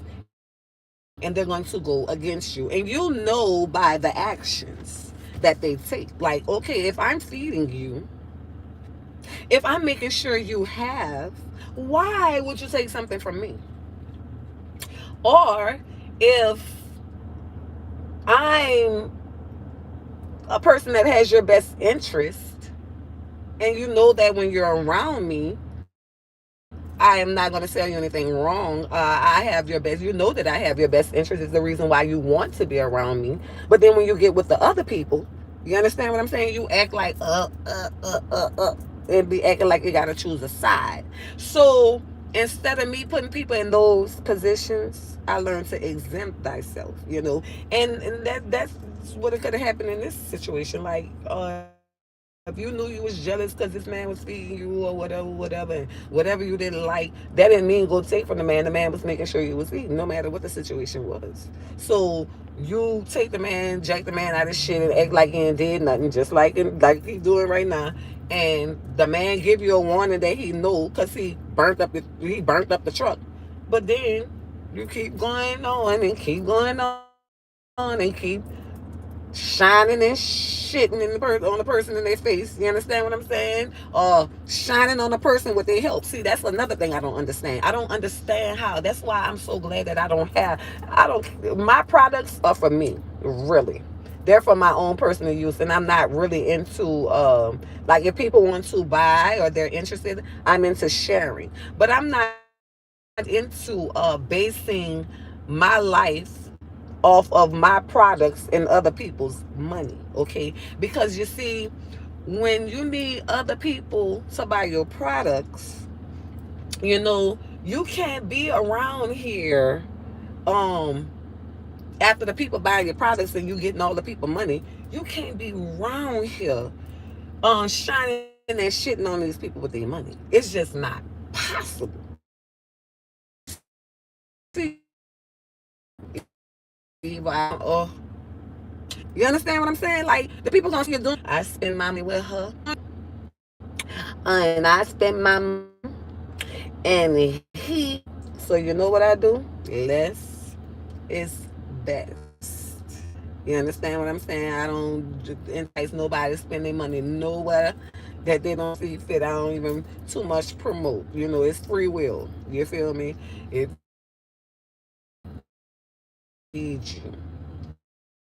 to buy or do anything. You understand? Because I don't need people to think that I'm trying to shine that shit on them with their money, because I don't have any of it. It's anything that I have is mine. So that's how we keep that out. But they got people that just love to do that. I just don't understand those kind of people. I just don't. Me, if I don't like you, if I don't like something you do, if you're doing something good for me, I'm going to do something good for you. But if you ain't doing nothing good for me, how am I supposed to be good to you? It's just like Murphy's Law, reflex. That's how I see it, y'all. So I don't know. This is how he really got out of prison. Yes, C. Harden. Yup. Two. Need some of them candles now. I got you cut the crap because, baby, I said I'm going to get on here and start teaching how to dress them and everything. Okay, cool. What Butterkin are you from, D? No. Really and truly. Well, I used to live in Susan Park, but I'm from the back of the track suite originally. But I have lived in Susan Park, and I know Lincoln, man. I know all the Kenner areas. But I no longer live in Kenner at all. In Louisiana, I no longer live in. I'm just here working. Um, hey, Jason. Hey, yep, that RICO way, baby. They like to be wherever there's a RICO. They trying to what? Tell God on Jesus. The more incriminating words, the more you talk about what you did. If they, baby, God, they telling God on Jesus. They trying to get you with the RICO. Um, I appreciate you. You too. Cracking today. Yes, J Law. Jason Aaron D for President 2024. I appreciate you, but I tell you, baby, I don't know about the president part, baby. It's just, whoo, the baby. I want to say the president ain't no different from uh, now. So now he's Mr. Williams. He's whoever I want to call him. That's the most respectful thing you can do. Is a Mr. or Miss. It don't cost nobody nothing.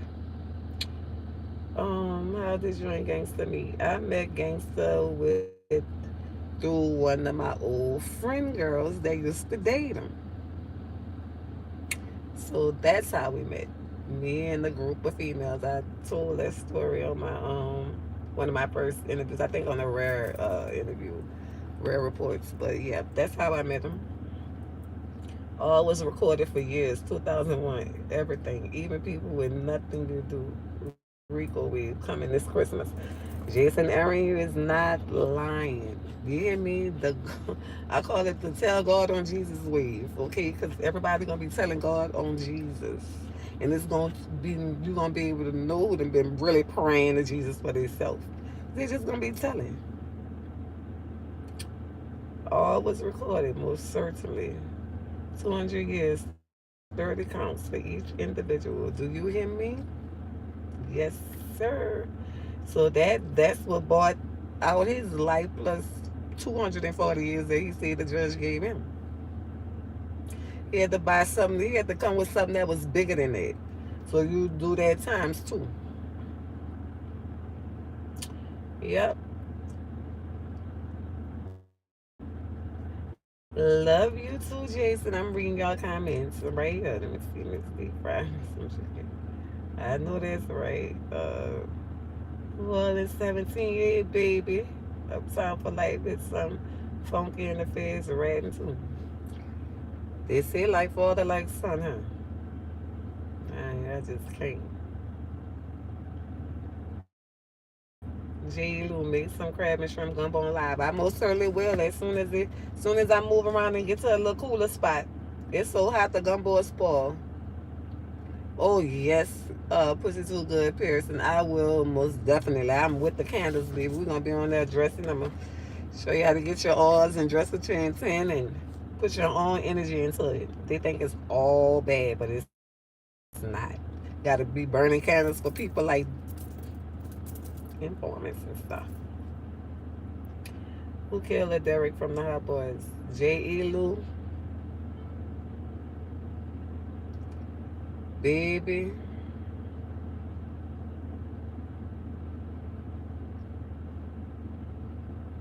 The same person who telling God on Jesus.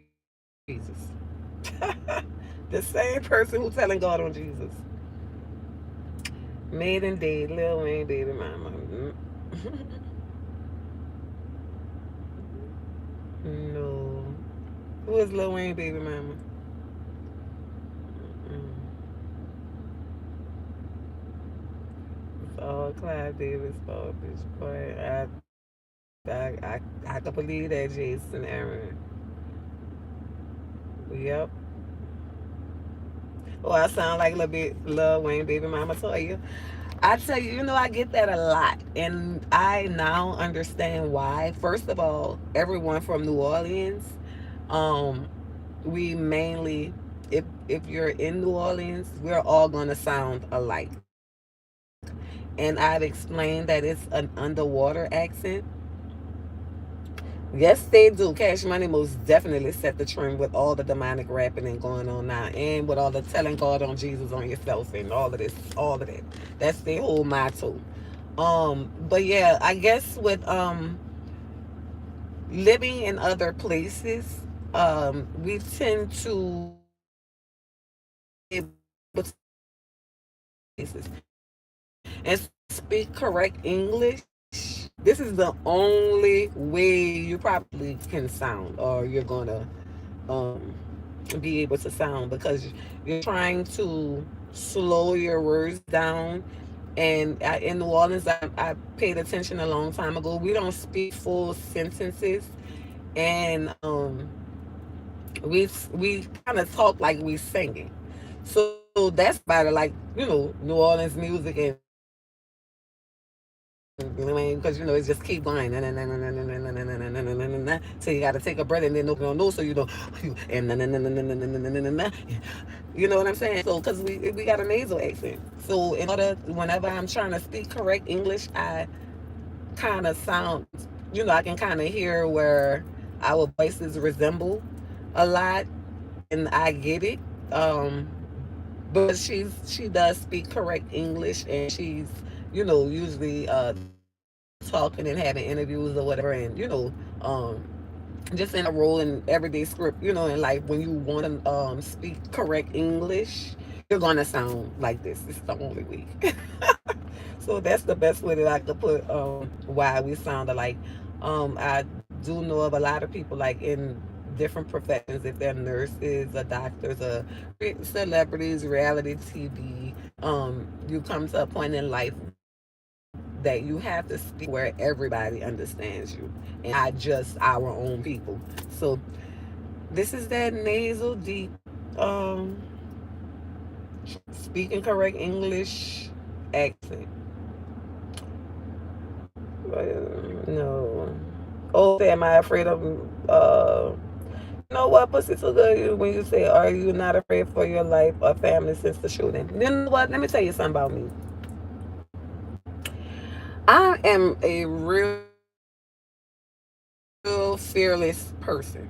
I do not have carry a spirit of fear. I do not.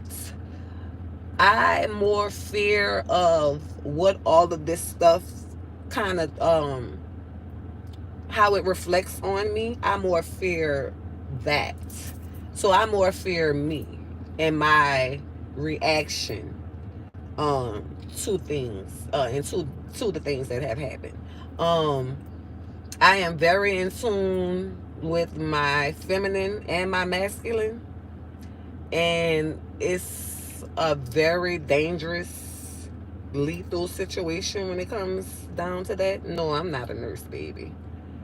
Clearly, they didn't see the interview because you told you. Right. Um, you told your history and why you even started hanging around them type of people. Wasn't interesting. It was interesting and eye opening. Exactly, exactly. Pussy too good. And so even with that situation right there, like from the beginnings, you heard my story. Um, that right there to me was my I was either gonna be a victim or a victor. That right there was the years that made me like being molested and dealing with all of this stuff. And sometimes when women or people are molested, you find them where they're more fearful and they're more the victimized type.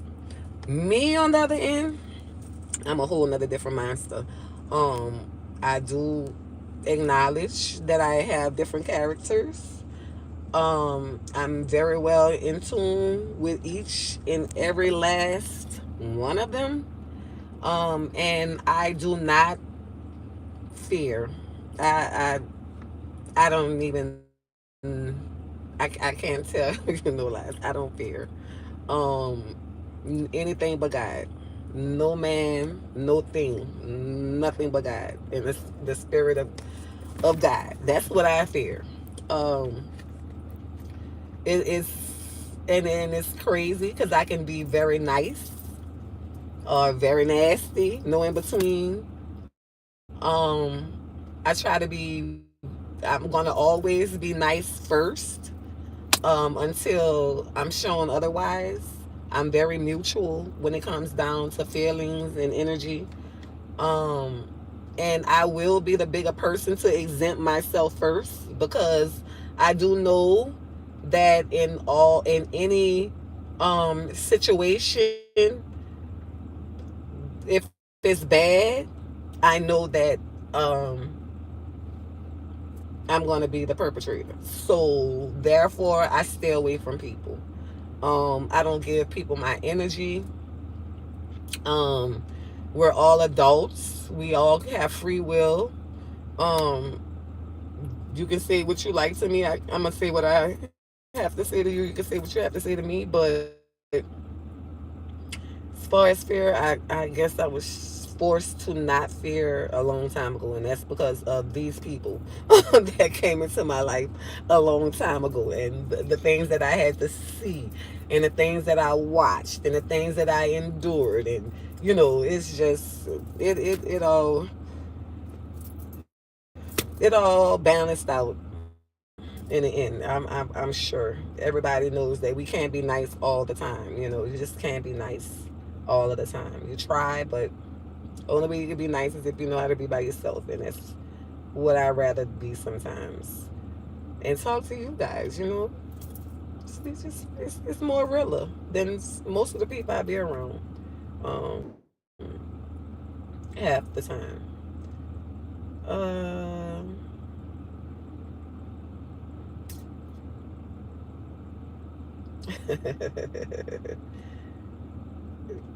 New Orleans 17, baby. I'm making sense, huh, Big Baby? I appreciate you. If I can't make sense, I ain't gonna do nothing. If it don't make sense, I ain't saying nothing.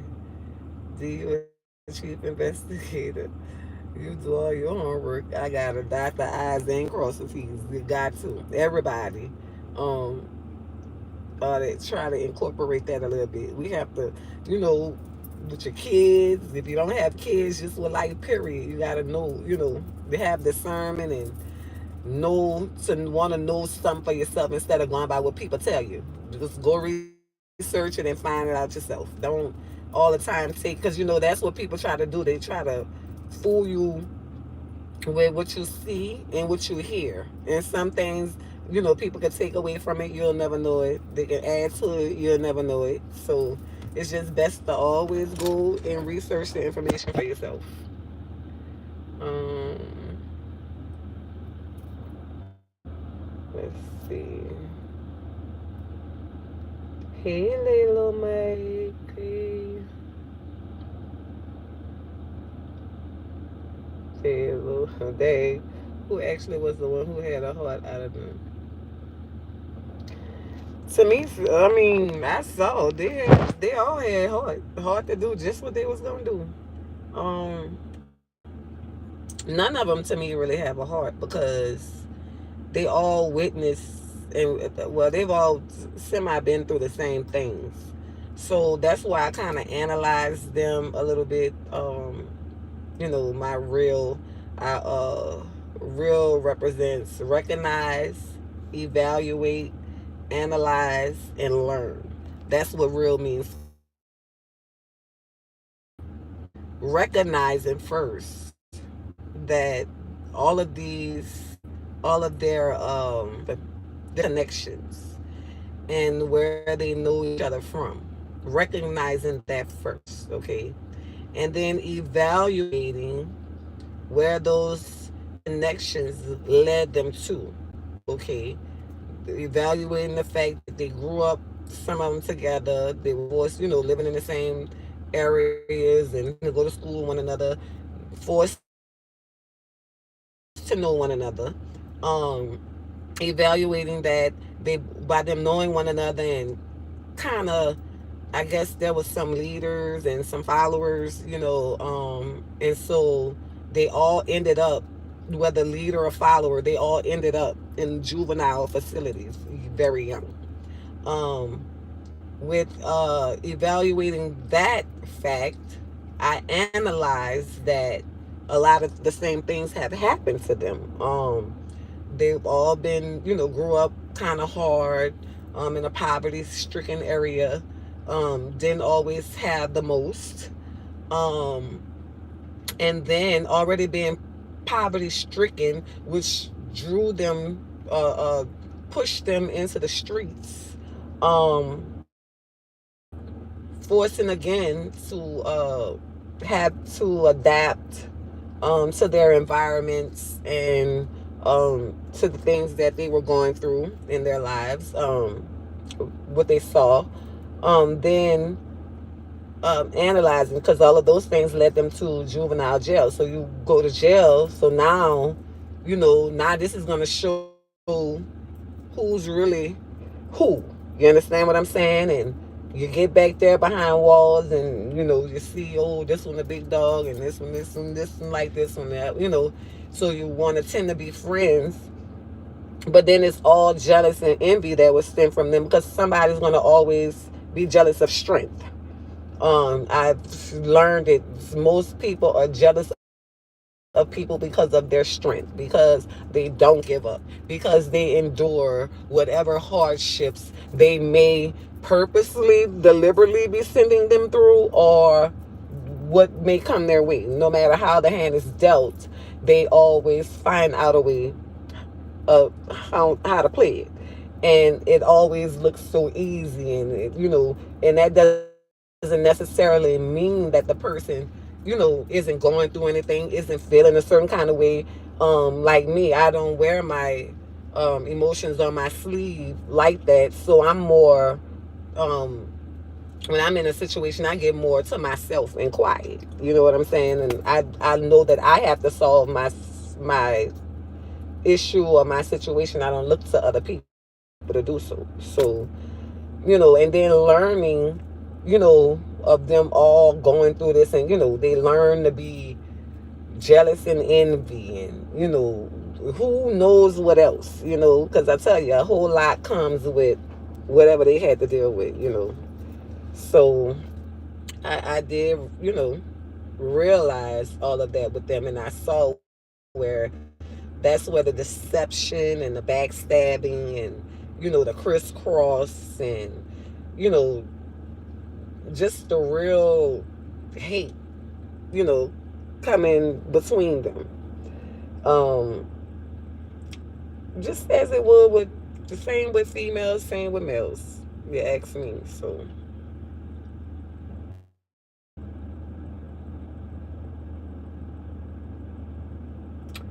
Danu Camper, are you that? Because apparently you have some type of problem. Duh. Let me get you out of here, because you got a problem.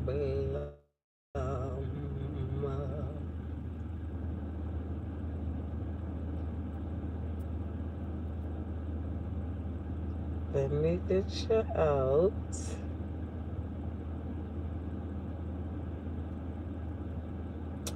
Let's see, we're not going to even do none of this.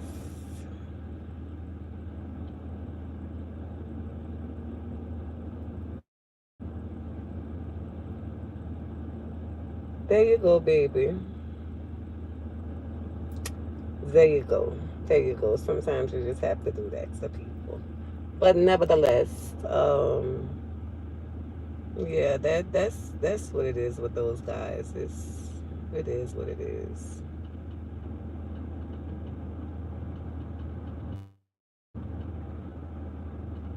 No hearts of Cavill Rottweilers. House of Cavill Rottweilers. No, you don't, baby. You don't have to do that.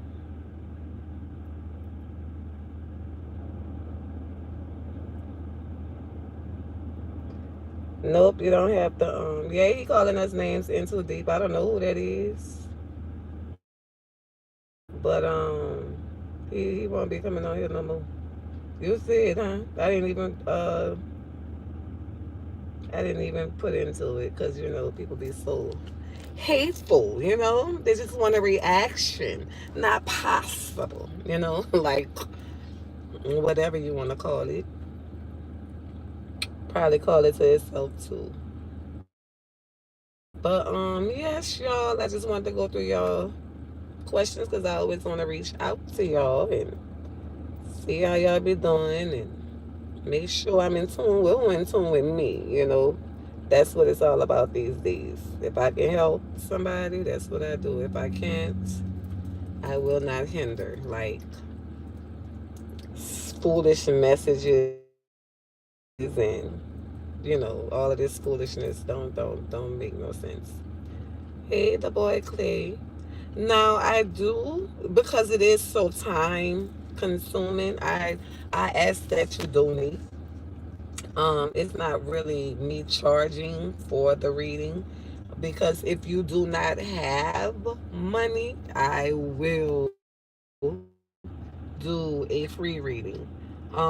But if you are able to donate, it's just for the time and the energy. Because of course, whenever I read you, I'm in your energy. So I take the time to pray before and after. And oh yes, we can. I've actually been doing a few readings this past week, um, for some people. So yes, the boy Clay, just hit me up. We can probably get one in today. Energy is clear, as I love to keep it. So yeah, hit me up. I got you. So yes, y'all. Well, it was very nice on today. I sometimes don't like when I have to come on here, but of course, sometimes you just have to do what you got to do. Honesty is always key. And no, I'm not expecting.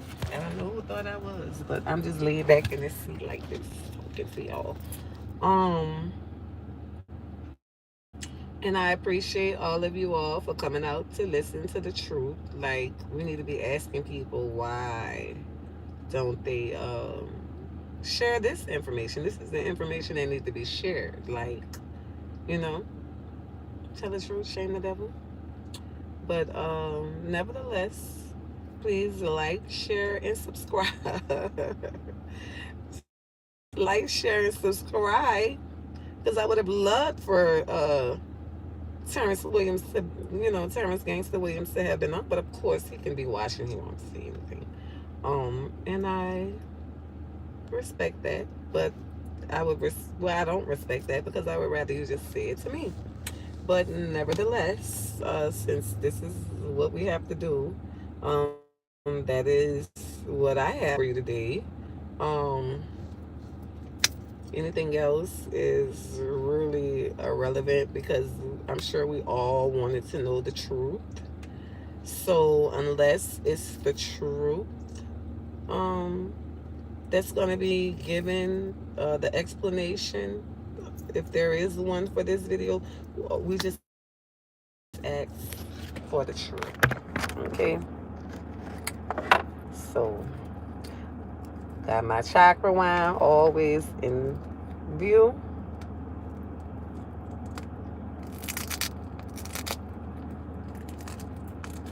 So I be having to clear the energy. That's what we gonna do. The other day, chakra wine. This is for all of your chakras. And the clear quartz at the bottom. And it's also a pendulum. So I'm going to teach you your first energy sign, okay? Some people don't believe in things, but I have a few of them. I'll show you. I have 3 pendulums. And this is why I deal with energy Even though I have to deal with people, I like to deal with energy because energy doesn't lie. So as you see, I have these are two of my pendulums, and I have a third pendulum.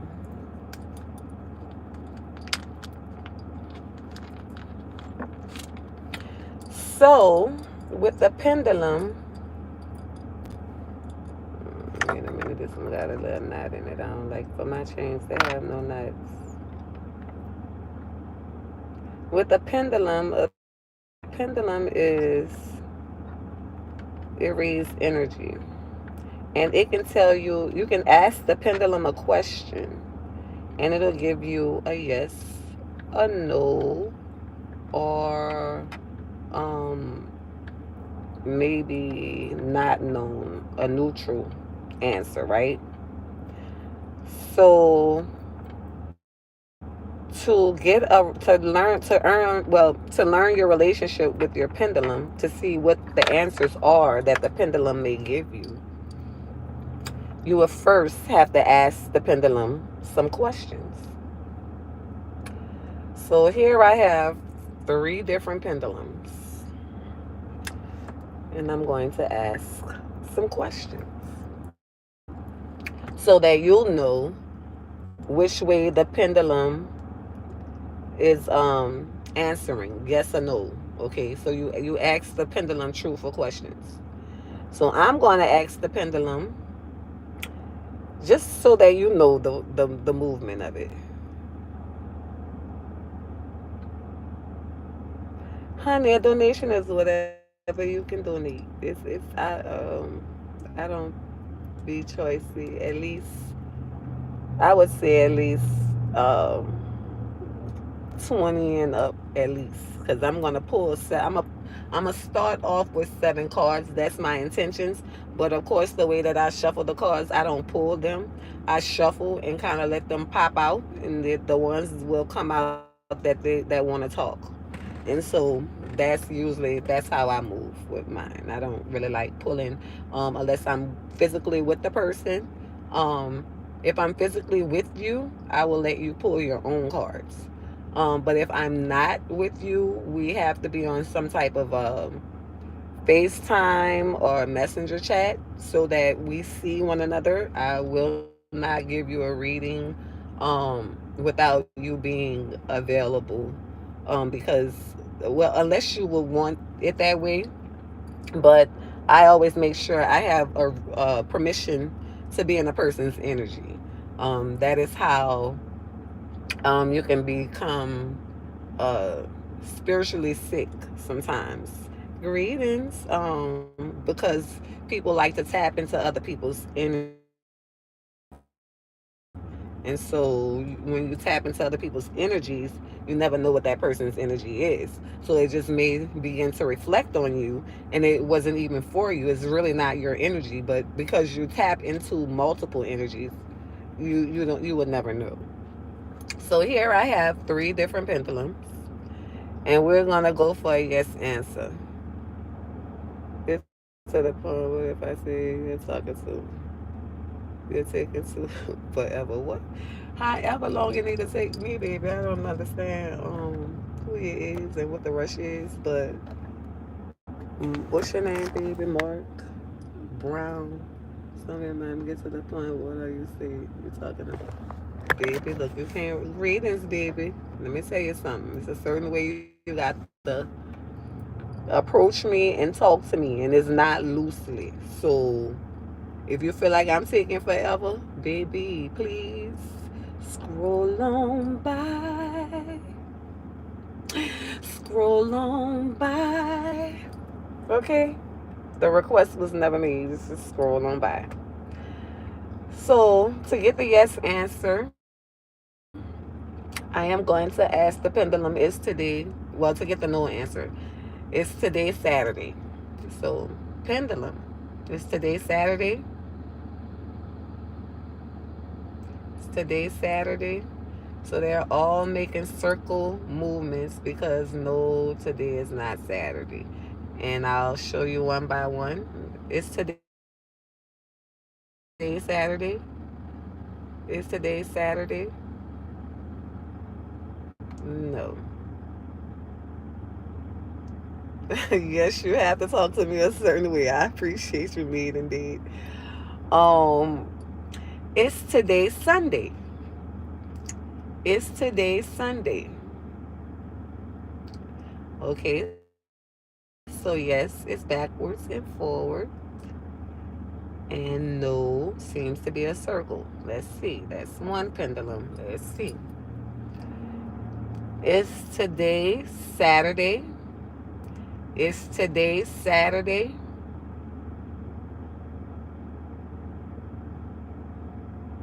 Be still. It's today Sunday.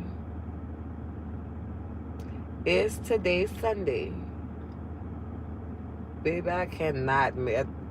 I'm showing you. If you see my arm right here still, open your eyes, Ray. It's today. My arm is not moving. Sometimes the pendulum with motion, it'll make it like rock because the energy is just it moves by itself. Okay. Am I moving my arm? Am I moving my arm? Am I moving my arm? So you can ask just get you a pendulum is what I'm trying to teach you. You can ask the pendulum anything, and it's not gonna lie. It may not be the question that you're asking. The answer might not be what you want it to be. But if the pendulum said, if you ask it a question and it says yes, it's gonna be a yes, no matter how it may look like it's no. It's gonna be yes. Okay, so eventually you'll see. So am I? You can just get you a pendulum and ask it. Like, this is a more heavier one, of course. This is a more heavier one because it has a stone on it, so it's more weighty. um so the motion, this is kind of heavy because it's a wine. This is my chakra wine. This one right here is very light. So there is no reason. It's today Saturday. It's today Saturday.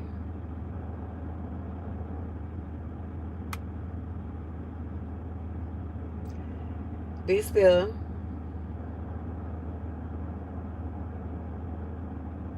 Be still. It's today Sunday. It's today Sunday.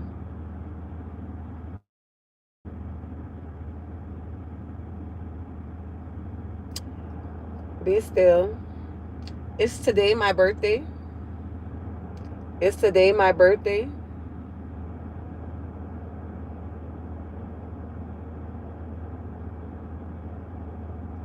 Be still. It's my birthday, January the 15th.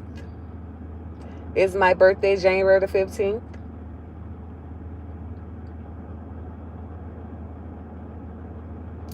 Be still.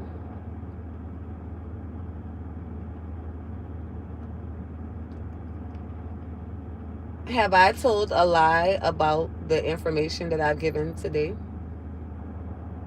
Have I told a lie about the information that I've given today?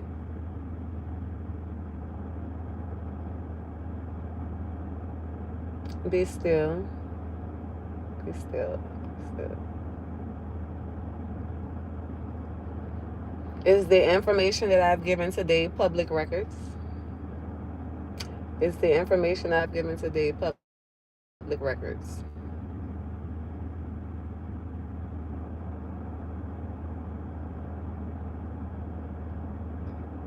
Be still. Be still. Am I a federal snitch? Am I a federal snitch? Am I a federal snitch? Be still.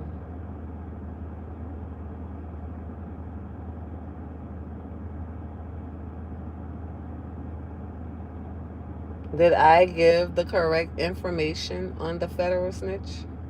Did I give correct information on the federal snitch?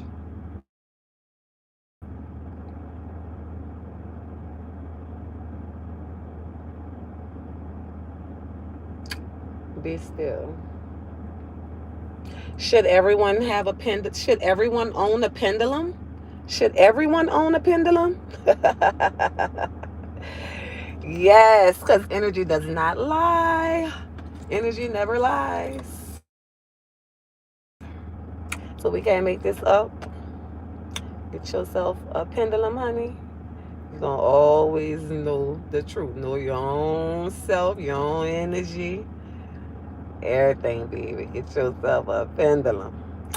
So it's been nice talking to y'all today. Please hit me up. Y'all know I'm here for it. The spirituality. Now I'm not gonna just freely give readings to everyone. Now you gotta be serious. Like you just can't email because I'm a no. Like I'm very intuitive, so I'm a no. Because I'm a recognize, evaluate, analyze, and learn. I'm like, oh, is this person serious or they're just trying to test me and see what I got going on? Or so it's got to be really real and you got to be serious. You got to be open to change. I'm very straightforward. I am gonna I ain't gonna cut no corners. I'm not gonna tell you everything you want to hear. It's gonna be constructive criticism if that's what the cards give. I'm just gonna tell you I ain't gonna change nothing. Yeah, that says that's I asked the pendulum. Well, I didn't say his name because I didn't want to tap into his energy, but being that I'm in it, let me see. I'm gonna pull out this.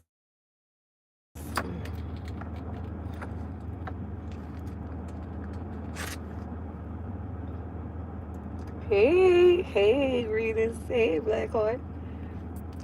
It's Terence, Gangsta Williams, a federal snitch. It's Terence, Gangsta Williams, a federal snitch.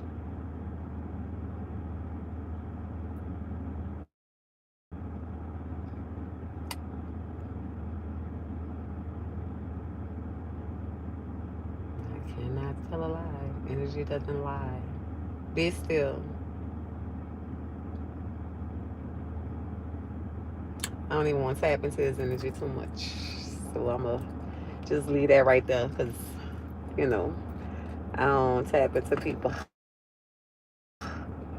energy without permission. But if they come messing in my energy, yeah, I'm going to know. Of course, everybody is. Everybody's what, Black Heart? Everybody's what these days?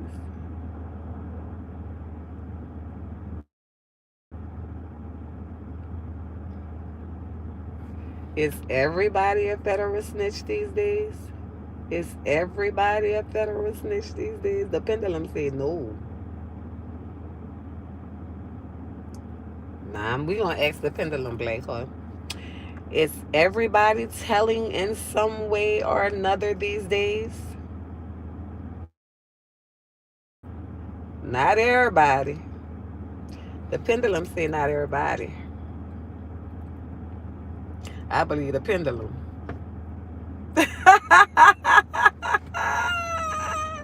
They be mad at me, y'all, because guess what? Or online. Is Well, I'm going to ask the pendulum. Am I lying about anything that I say online? Am I lying about anything that I say online? So see, I can only free will me. Now I'm going to ask the pendulum. Is everybody lying online in some way or another these days? The pendulum still saying no. Because I guess that would be us included in everybody. Let me rephrase it. So, because you got to be specific when you asking a question to the pendulum. Okay. Are Some people lying about everything on the internet these days. Now that we get our yes, or some people lying, but we can't say everybody because that would include us. So being that I just proved that I wasn't lying about it, am I lying about anything on the internet these days? Am I lying about anything on the internet these days? And one thing about this, like I could move my arm and it's still gonna swing back. It's not, it's gonna go, like say if I'm driving and I ask the pendulum something, the pendulum still gonna swing backwards and forward in the motion that it's supposed, that is answering in. It's not gonna like start going in a circle. See, it's still answering. Now look at you. Am I lying about anything? Look, be still. Am I lying about anything on the internet these days? Am I lying about anything on the internet these days? Be still. Are some people lying about things on the internet these days? Are some people lying about things on the internet these days?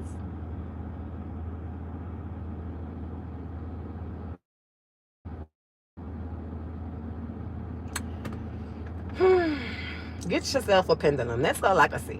It's gonna read the known and the unknown. Okay, whatever you need. I'm teaching you. So I'm gonna help you out today. Get you a pendulum. Let me see. Let me try to ask a neutral question.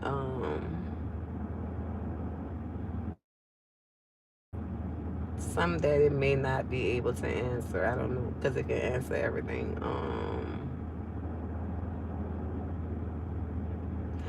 Should I spend money today? Should I spend money today? Should I spend money today? Look, it's not answering. Should I spend money today? It's just shaking. That means it's undecided. Because they know you got to spend money every day. So should you or should you not? This is all on you. Um, should I? Undecided. It still ain't moving. Look, it's just shaking.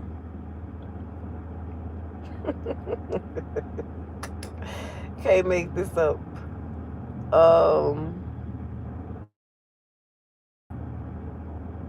be be still. Did I spend money yesterday? Did I spend money yesterday? Be still. Did I spend money today? Did I spend money today?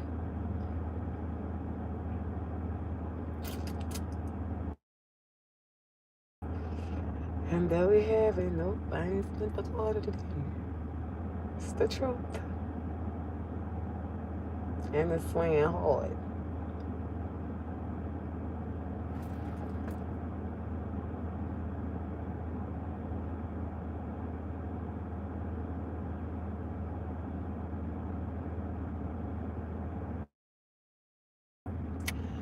Oh well, y'all. We've been here forever, of course.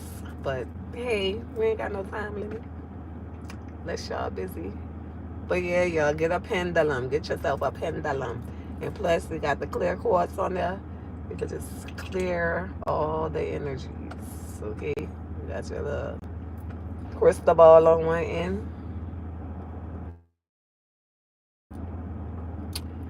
You got you some clear quartz crystal on the other end. And then you can just clear all of your chakras. Your crown, third eye, throat, your heart, stomach, your womb, your root, and the base, honey. Clear it all out. So it's been nice talking to y'all today. Y'all know I done kept y'all some hours, but y'all know how when we be researching, we don't got no time limit. Okay? Come on, baby. So you know about what? Black heart. It's a voodoo stick, baby. Yeah, we gotta get you a pendulum. You wanna know the truth? Look, be still. Is this a voodoo stick? Are you a voodoo? Are pendulums voodoo sticks? Are pendulums voodoo stick? That's a good name for it. Voodoo stick. I say yeah, it's a voodoo stick.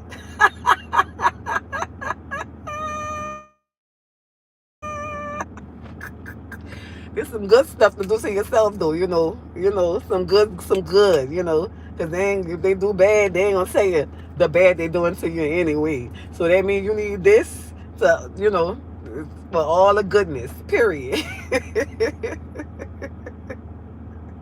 Are you a voodoo stick? Ooh, woo, serious. Ooh, are you a voodoo stick? Ooh, whoa. See, I ain't even know all of that. You taught me something today.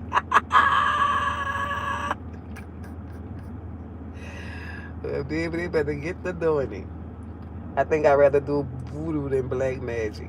Black magic is just roots, bad roots on it. So I stick to this voodoo stick. This is a good one. So I won't keep y'all too much longer today. Go out and get you it's called a pendulum, but this a chakra stick, or we gonna say like black heart, get you a voodoo stick, baby.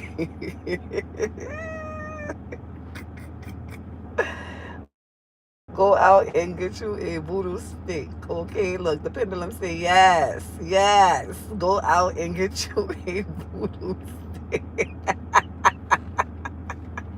Look, you see that pendulum swinging hard. Look, yes, get you a voodoo stick. Well, everybody with one.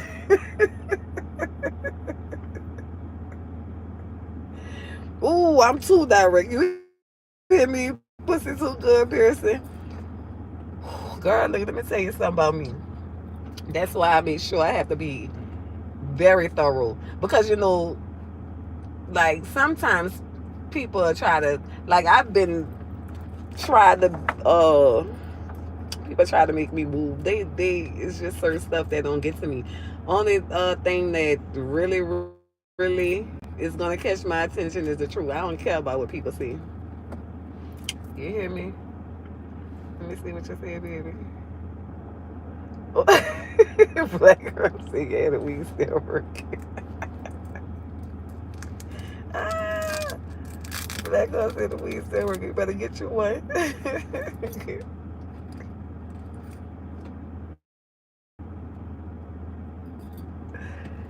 Get you one. Blackheart says the weed still working. Is the weed still working? No, Blackheart ain't no weed working over here. Oh, I know, Giant. Me too. That's why I try to be slow to it. I'm getting very, very good because, my energy is everything.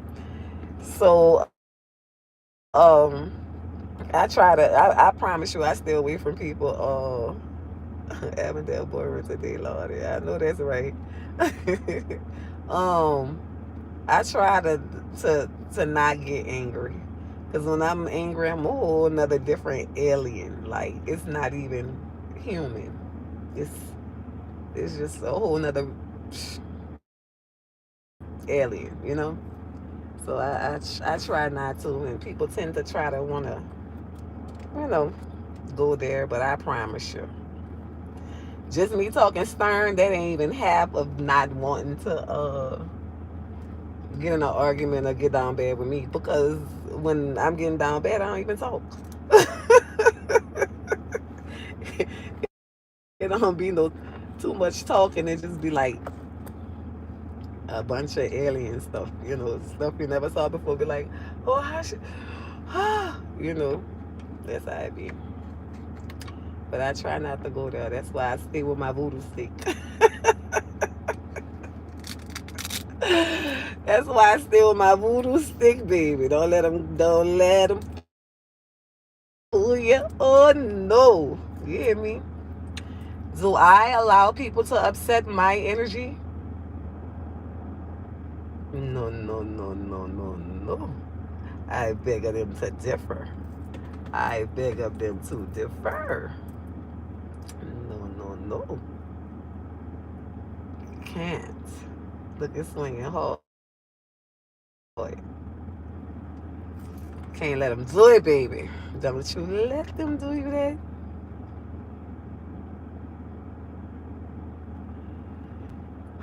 Lord, I don't know where they moving them to. Do you understand me? Like,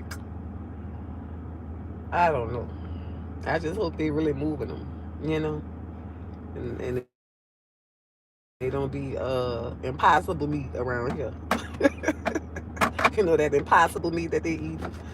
I always say, allegedly, I always say that might be the people that was at the border. I never heard of impossible meat, and I'm not eating it or trying it. They moving them trying to Angola. What they moving them for? What's going on in Avondale? The water high? The water too high? The storm coming? What's going on?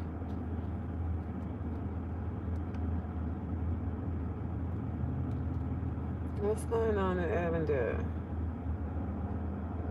They breaking up. Well, you know they gonna move them to Angola. These children ain't regular. That's why they got. I'm telling you. That's why they got people. So many people working and food in their minds. These children is not regular these days. They breaking out.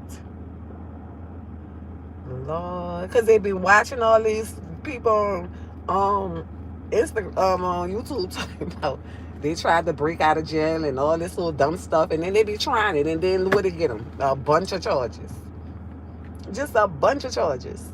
That's why you got to be careful with you listen to, who you be letting say you something. If it ain't for good, trust me, baby, don't listen to it. Because people go out, they know people go out there and try everything that they be talking about, especially them children. And then what happens after that? Breaking out. Yes, they did. And you know what? I knew. Let me see how you look at your outfit before you go. All right. I knew it was gonna be that way because all social media started was evil eye, and that's just like a new mind control. Like these days, you can't even tell young children no more because they always got on a wig. They so grown, like the younger children even grown. Can't even tell the young ladies. They gonna have on the wigs. They gonna have on something grown. Everybody just the social media just really. They should have kept the children outside, riding a bike and playing basketball and stuff. You know, don't come in my house till the sun go down. That's what they should have kept. That's what they should have did. So, John, you want to see how I look at my outfit? It's just some tights. Oops, my bad. It's just some tights. Peach. I'm being peachy today. Very peachy. So, and leaned all back. Y'all know I be gangster leaning in my car. So I gotta sit up because I be way back here. So yeah, I'm quite peachy today. I ain't even put on a bra. It's too hot. Sorry. So yeah, y'all. Well, I've talked y'all head off enough. We went through enough of people paperwork and stuff because people need to just come to the forefront. Now we want to hear about this. We don't want to hear about nothing else. We don't want you to listen to no music. We don't want to care about no biography because we need you to add this part into the biography. We don't care about all likes and stuff. We don't live for that. Reviews, you know, unless it's truthful. I don't care about that either. Inquiring minds want to know about these two men that bought your life plus 240 years.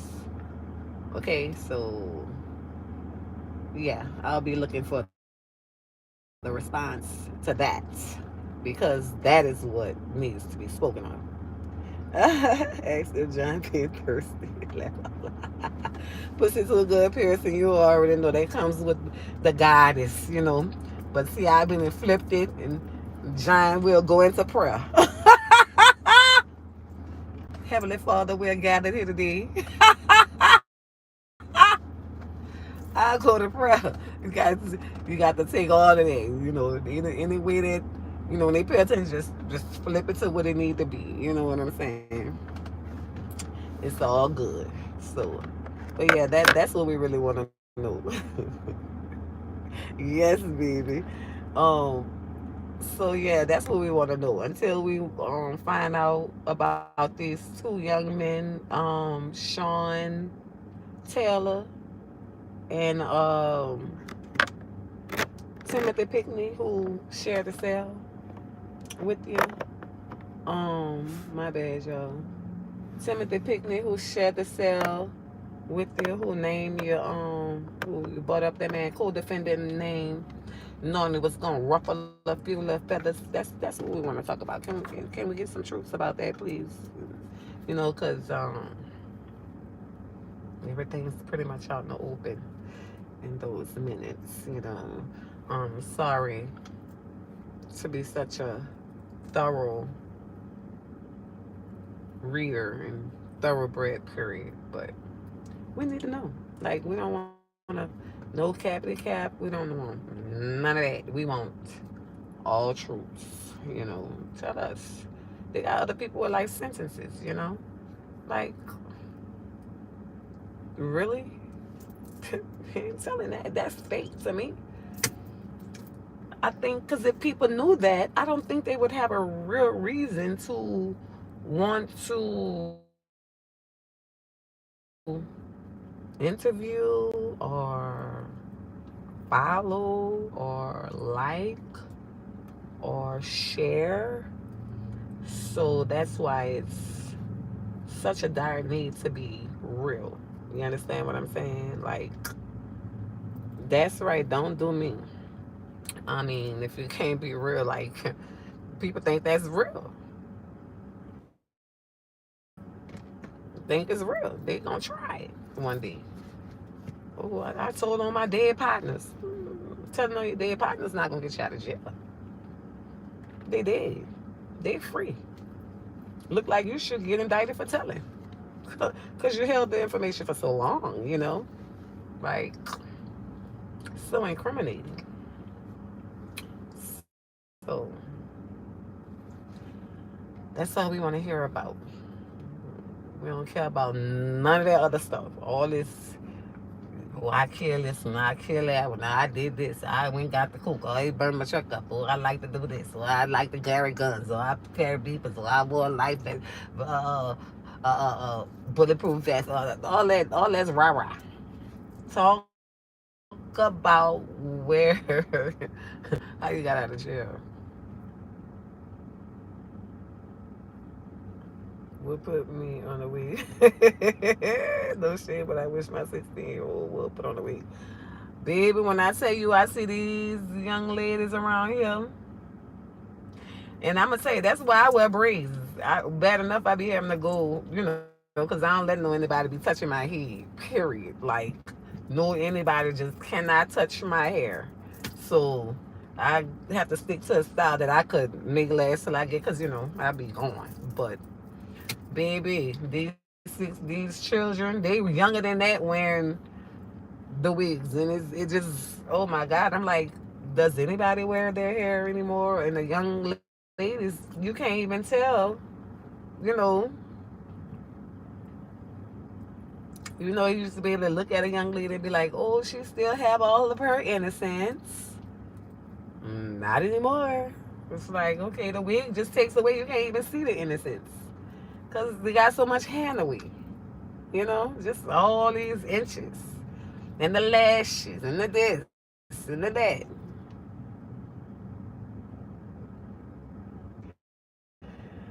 You know what? Why he blaming everything on Baby? Like, Baby don't want him speaking on the page. You know what?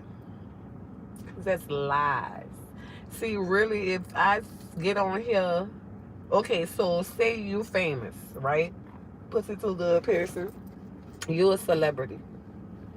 And really, that's a script to me. I'm just come out and say it's scripted. that's for the media. That's to gain likes and views and get followers. I learned that people tend to like to start confusion, um, because people are more prone to pay attention to the better. So they just come up with these scripts, foolish. They just make them up off the head, or drama, daily. If you told dead people what's the difference they did, like I know that wasn't the story, like because really and truly you didn't tell on the dead people. You told on the dead people. Some of the people was already dead, but some of the people were alive already, and then they ended up dying. And with these two guys right here, they are very well still alive. Like he didn't even know them. He just was, I guess, hunting in the jailhouse. Whoever got the most incriminating stories, or whoever gonna sit there and talk to him, and say what they did. You know what I'm saying? Or he could ruffle the feathers or get him to talk. You know what I'm saying? And that's really a whole nother type of individual. Because that's just like still betrayal. But when that's what type of person you are, that's all you know to do. So it's easy. You can make it a job because see, you so good, you can make people think like you care or you're not who you are, and then they don't come around you and be sharing all the information, and then you gonna go just tell God on Jesus. It don't even matter, really. Like that man couldn't have never had a clue that he had on a wire, and him telling him, just talking to him freely, and look, for over 2 hours, this man talked. They think we ain't even in jail. They got a audacity to talk about how long I talk on here, baby. At least I'm being talked back too. I can record. I mean, we on live, but I'm saying I ain't personally recording when nobody see use it against them. Record a law. So that's just the top and bottom line right there. Like, what's senior gonna come out? It's just sad. Really, really sad.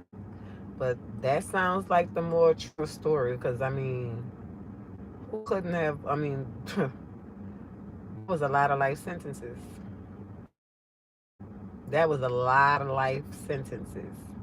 So I guess he had to do what he had to do. But still, that just warns me and shows me I ain't did nothing wrong by not talking to none of them. Okay? None of them. I ain't, the spirit ain't leave me wrong.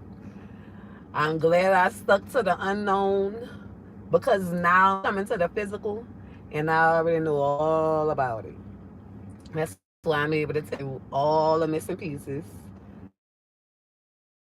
because they don't pay attention. Sometimes you got to fall back, exempt thyself, you understand, and read the play, okay? Because if you don't, it'll come to destroy you.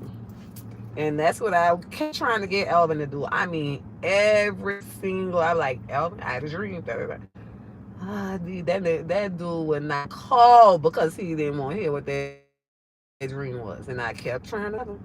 Kept trying to tell him. I had a dream. D, I'm call you back. Don't want to hear that dream. Because we know that dream is happening. And it didn't happen. I mean, well, when I would have the dreams, he was incarcerated. That happened then, but just leading up the whole situation, and not one of them they can say all they can really say because me and El had a script too. That's how I can tell you about their scripts. All they could try to say is, "Oh, he even mess with you." They don't know what that man did. That man did not go a day in his life that D was not included. Like, not possible. They couldn't have possibly believed that. Because Gangsta surely knew. No need that we might hate True John, hate the truth, but hey, God always have one of them type of people around. You know what I'm saying? He and guess what? Feelings is mutual, at all times. It don't bother me, don't ruffle my feathers. For someone to hate me, I'm used to it. Because when they hate me, it's just they hate the truth. Okay, if he wouldn't have never went on there, like I hit him up before I even saw Vlad. Like once I realized he was home or whatever, went his live, hollered at him. We exchanged numbers. We conversed on the phone, and from the first conversation, I began telling him about the shooting and how my son being shot reminded me of him when he was shot, when he got shot, the same way, and this, that, and other. And I'm telling him about all around, but of course, he was, I'm gonna call you back or whatever, because when people do that, they usually already know what you're talking about. Okay, so when you hear me saying it to you, it's shocking to you because I'm telling you have to go and get permission on everything that he says. Like I believe that he converses with me on everything before he say it. He gets permission to talk. um Everything is mainly scripted, and of course already working for me. Everything is already recorded, watched, everything. So he's gonna be forever and protected because of that. That's what I'm telling you. So that's why I know. That's why when after a while, when all of that came to, that was in my head first. Like before I even talked to him the first time, I was like, okay, he worked for the feds. He working for the feds. So that means anything you say and do around him can and will be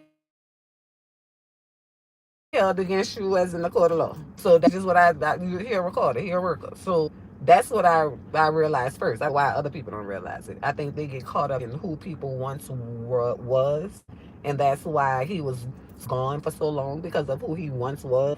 And now that he's returned, they're so stuck on, oh, you home, they missing the actuals and the factuals. You understand what I'm saying? Like, it's still not safe. When I get on YouTube and I hear all of these ones loosely talking about things that they did, all I that's in the front of my mind, my third eye sees, is that they're federal workers.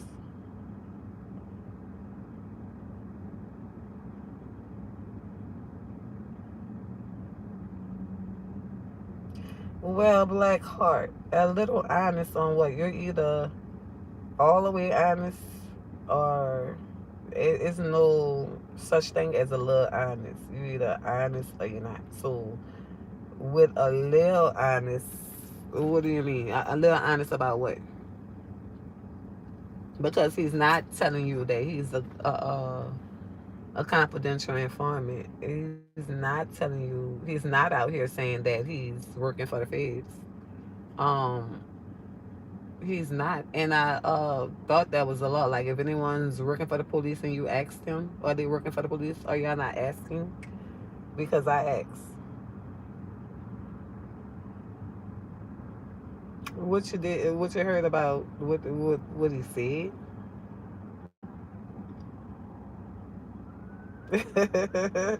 John, we ain't even worried. I ain't worried about him. Um, but I'm just trying to understand a little honest because it's just, yeah, exactly. Pussy too good, Pearson. And when they, well, really and truly, a lot of that stuff is on the internet, like that letter and all of that stuff. When he read it, told on how bees on all of that is, oh yeah, old stories growing up. Yeah, but not really being honest, because what drove you to be a killer? What drove you to have that type of mindset? What happened to you that forced you to become that type of person? That's what you have to be honest about first. You have to admit what was the cause and the effect of you know your mindset being so young, just growing up. Like, what was it? Old stories growing up. That's what I'm saying. Like, that's why I evaluated, realized that it was more the area, how they come up. Yeah, he went to jail for ending Yellow Boy. He all of that's all over the internet too. You understand what I'm saying? But that's what I'm saying. It was so much more that happened, and then you told on your dead homies.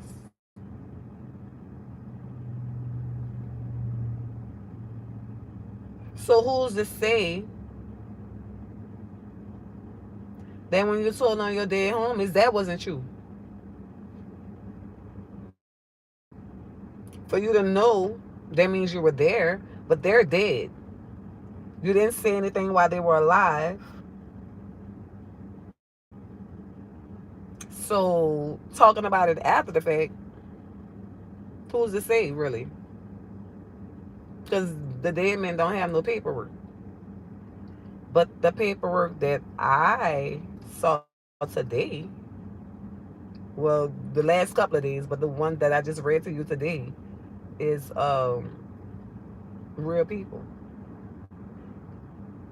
and none of those was his homies. That was stuff that he picked up on and decided to do once I guess he learned about the Rule 35 and was trying to reduce his sentences. I guess it was him against the world. Um, to sort of say, to where he just didn't care about nobody. It's just about okay, whatever. What you got to say, and that's what makes it so. The way they even moving explains it all. Exactly, exactly. Uh, but really and truly, really and truly, I'm gonna be honest with you. They move the same. I mean, a CI is a CI is a CI. You understand what I'm saying? No matter where they at, what the position they play. Because when I looked at Stone paperwork and the CI that gave all the information, and then for Lil Wayne to verify that the money that Stone was holding in the video that he did with him in the jury store was drug money. Who that CI is? I think they more brothers of using the same tactic of telling on people for credit. Remember, it's in the paperwork that they receive. How did they put it? They receive, I guess, like credit for when they turn people in.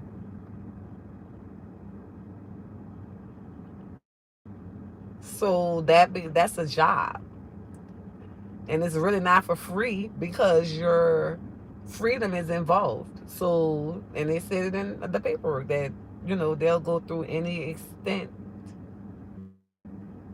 to get what they need for themselves.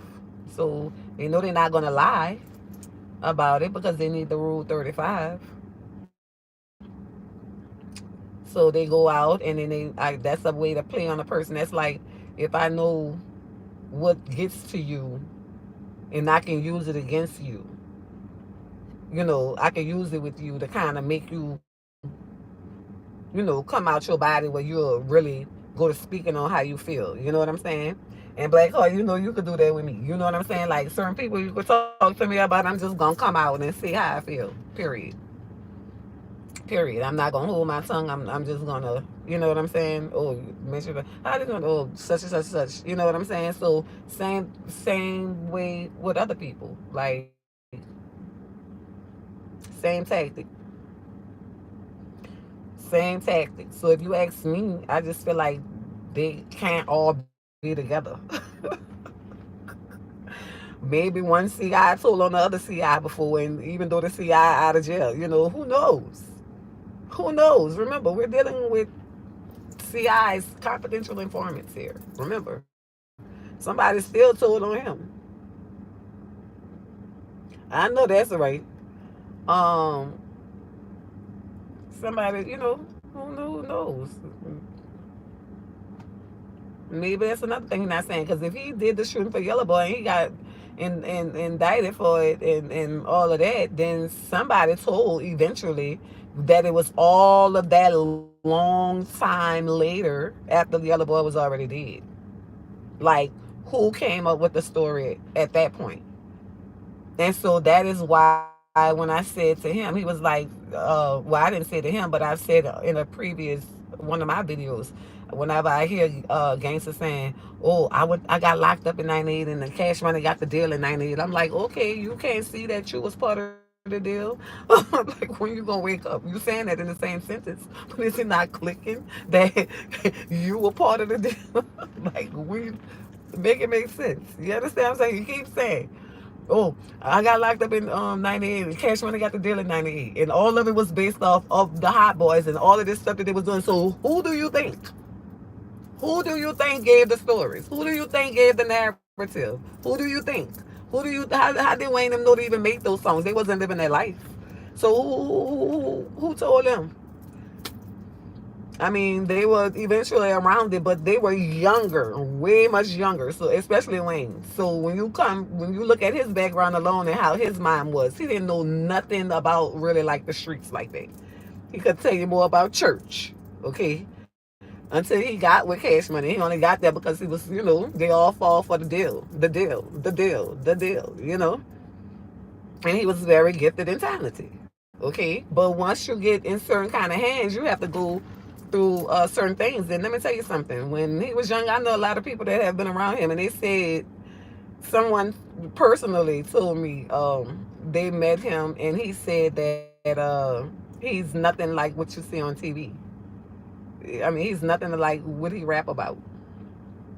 So that tells you all in a nutshell that when they rap, that's just a character that they portray.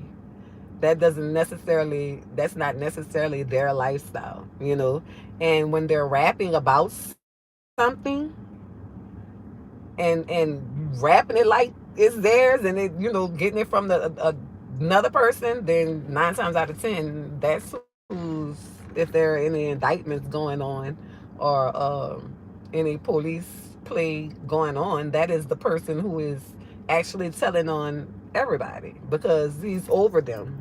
So he can give a list on what's what, who's who, what moves being made, and you know, yes, say it loud for the kids in the back, for real. That's how you know. It's gotta be it's always someone on the inside. It's not the outside. Nobody. Your partner is always the one that you need to look at suspect, not the op. The op don't care about you like that. They won't know your business. I mean, they do have some people like that just want to go around here and ask other people your business, or find out your business through other people. And that's why I no longer fuck with people who fuck with people that I don't fuck with. You understand? So therefore, they don't have nothing to tell. That's why. And I am so glad that I never felt the need to ever want to know any of those guys, like any of them. After dealing with Alvin, and we're dealing with Killer Stone, and dealing with him, that being a part of his life already, I was already forced to deal. So by choice, I chose not to, you know what I'm saying, deal with any of them, be attached to any of them, because I saw the same thing in all of them. And here I'm reading paperwork way years later. I'm talking about, now this is back in 93, 94, meeting them. And this was 2016, what I was reading about today. And it's the same old scenario. Same picture, different frame, different picture, same frame. It's the same thing. And it's going to happen. It doesn't have any respect of persons. So They could be the mama. It could be their own mama. They don't care. They don't care. That's just like I was gonna share with you all I have that write up about the little dude Michael Anderson, Mike Anderson. And if you didn't know any better, you'd think all of them was really affiliated or closely knit Mace B. But I saw in his write up where he told on Telly Hankton. They were saying he told on Telly Hankton sentence reduction, get his sentence reduced.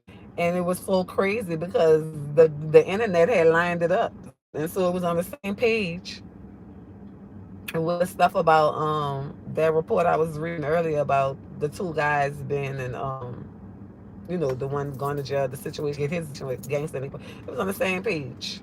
Like, oh, these two stories are affiliated about the same, situation. So yes, you have to pay attention. It's never anyone on the outside. If you hang with a person, if you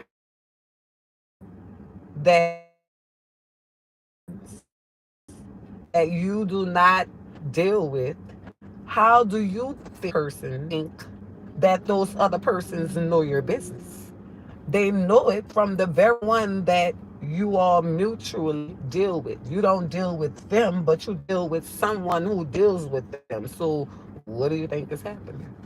What do you think is going to happen? Like, it's inevitable. It's going to happen. So the only thing you can do is exempt yourself from all of them. Nobody knows anything. Less is best. And that's the way you do it. And people wonder why you don't let them in. Because experience is a good teacher. So if you keep on hearing your business somewhere and you're not telling the people and making announcements, you have to look at everybody who you are telling it to. Because and they're going to look in your face every single day, and then go sit down with the very people who you don't hang with and tell God on Jesus on you. Okay? That's what I want you to know. All the time. I have never seen it happen any other way. So just want to share that with y'all. Y'all have to be careful. Be careful of what y'all let into y'all energy, because all that kind of stuff is not good. It's not good, and it's just teaching these youth. These youth are looking for someone to look up to. Their parents can be there doing everything for them and supplying all of their needs. But guess what? They are looking for someone to look up to.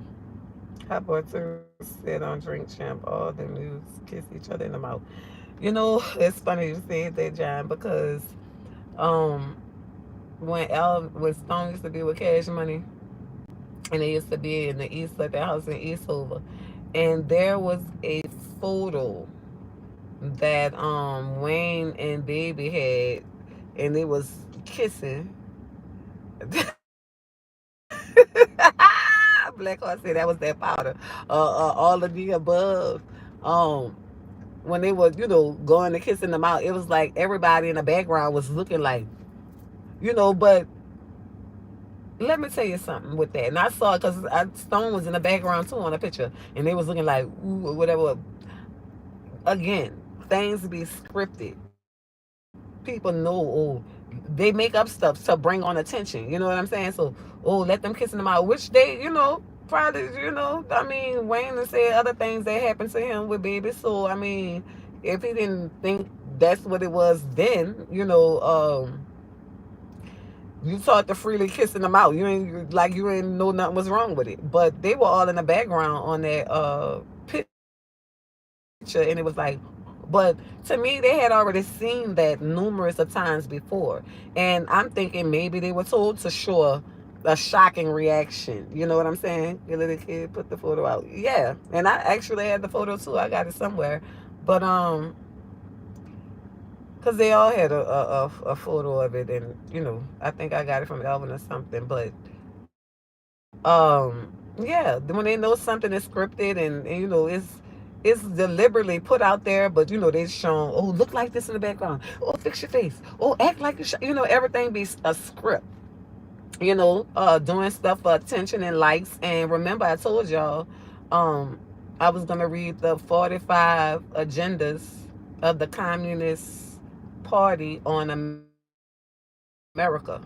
And the 45 agendas, one of those agendas was to promote promiscuity and to make divorce easy, and that was by promoting gay, promoting everyone to be gay. So that was more of a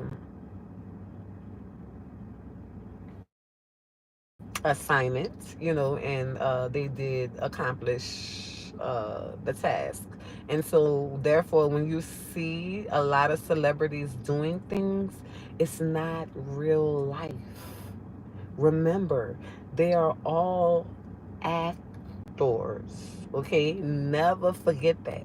So sometimes people are forced to be married, or make it look like something that it isn't in the industry to gain likes and followers. Oh yeah, Juvenile stole a lot of them songs. And you know what else? Speaking of goddamn Juvenile. So I was listening to Life of a D Boy, and I see where Juvenile and DJ, I want to say Premier or whoever he is, call himself having the rights to Life of a D Boy, and probably stealing and ain't no probably, they stealing royalty money from Life of a D Boy. I'm telling y'all, boy. Really and truly, let me tell you something. I don't want none of the blood money. What I want them to do is run out of the blood money and don't have a option to be able to get any more blood money, so that they can all suffer. Okay, so eventually all of that is going to play out. I mean, I know royalties pay out 70, forever, and then 70 years, up to 70 years after a person is deceased. But I'm glad I'm not caught up in these. Like me neither, J. Lou. They go, baby, honey. I don't know. Woo! It's on pay. I used to wonder, like, Lord, why? You know what I'm saying? Lord, it don't pay. Certain people not able to be celebrities or love. Why? I prayed about that a long time ago, and God showed me why I wasn't going to be none, because it's just too much of sacrificing. And but then I can't say that I'm because I'm telling you, it gets so real. Let me tell you, I be knowing, cause see me, I don't deal with majority of none of my family, right? I don't deal with none of them because of the fakeness and the letting the outside in. You know what I'm saying? The inside let the outside in. And they all violated, so they all in a group together. You understand what I'm saying? And I'm not. It's just some things you can't come back from. I'm 45. I ain't 15, 5, 15, 25, 35 no more. You know what I'm saying? I'm 45 years old. So I'm about now know. Like, I don't know if they didn't pay attention that I was paying attention. But I don't know about Juvie being from the Magnolia. I don't know. I know he was around there. I don't know. But anyway, remember, these people was just coming through there. Some of them as being a part of the group. But yeah, it's just I can't. They're killing star right, and it's all 400 degrees. 400 degrees. I want to say yes, because that's when he was riding the bus with him. Yeah, they still in. I saw that, so I said they think that they about to get by. First of all, people gonna do away with all of the ass who they got to pay. That's for damn sure. They ain't gonna keep paying out. And then they around here stealing the royalties and stealing and think people don't know. No, people just don't want their hand on none of y'all blood money. You understand what I'm saying? But guess what? Since y'all sacrifice lives for it, yeah. Y'all, it's time y'all answer, because y'all think people just so dumb and stupid. Like, I see Juvenile and DJ Idea. That's his name, DJ Idea. How y'all get on Life of a D-Boy songs? That's the whole group. Like, Juvenile, that Stone been making the hooks and songs for him for so long till he claiming the shit like that's really him, and that's not him. Why would you get royalties for Life of a D boy? What did you have to do with it? All he said was Juvie was our nigga, not knowing that he was only your nigga because he was working for the bigger nigga. He was pretending to be. You understand? It was just a pretend. Pretend. You understand? You got that's why you got to make sure. I don't care. I tell you, I would exempt the whole group. If my mama talking to people that I don't talk to, guess what? I'm not talking to my mama or other people. Okay, they together. It's okay. It's okay. I'm dead ass serious. Y'all think it's a game. I told you, separation is the new survival kit for me. You heard me? As long as I'm by myself and know I can feed me, that's all I got to worry about. Because you don't know who gonna turn on you. The purge gonna come. Everybody gonna get your ass up. You understand what I'm saying? When it come down to them, you can think you and your sister so close. Soon as your sister go to heaven churn and you go to heaven churn, and your mamas might have something. And it don't matter who the oldest. Everybody now looking out for who they got to take care of. So that's when you're not as important to your sister no more, because your sister got a husband and her own children and her own family. So that's what she worried about. She not too much worried about you. So don't you never think that your sister won't get over on you, rip you off. See, don't never think that. Don't never think that. It'll sacrifice you so quick. People, family, they'll fall out with you to sacrifice you. You won't even know why. You heard me? They will pretend, oh, we just don't get along. Oh, so they can sacrifice you. So they better be careful. They better hope I don't, they better hope I don't never change my mind and act like the Capricorn that I am, and act like the Baphomet goat that I can represent and have all the asses. You hear me? That's why I stay away from them. I'm telling you, because I know that's what people do. They'll fall out with you. All of it. Oh, and then as soon as you die, oh, that was my such and such. All because they sacrificed you. All because they about to get something for you. They about to earn something from you being gone. So that's all they keep singing song name for, because they keep stealing and claiming, and he done made them famous with his stuff, and now they want to get, but they didn't like them. How you know they didn't like them? Look how they do their children. Look how they treat all of their belongings after they gone. All they gonna do is say their name for clout and attention, like, to gain the interest of the people that follow them or like them, or to try to, oh, now there's so much of them now. You know what I'm saying? No, no, no, no, no, no. That's just really somebody who did not like you. Hell no, Juvie showed what love. They themselves was a benefit concert after Elvin died, doing all of those songs that they gained all the money from.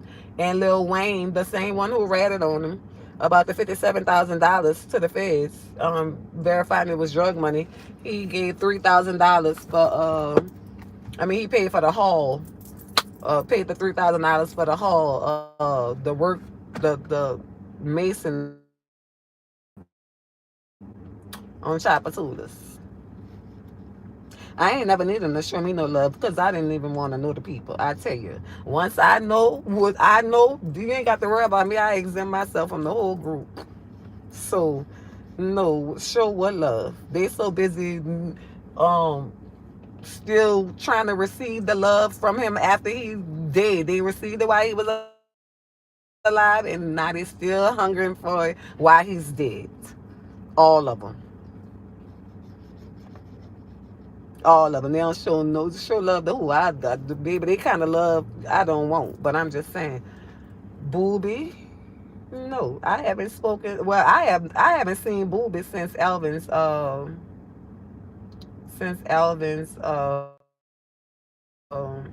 funeral. That was the last time I saw him. So he did come to the funeral. But you see, me, I don't hold people accountable for trying to show me anything. People have their own life. You know what I'm saying? But I know Booby.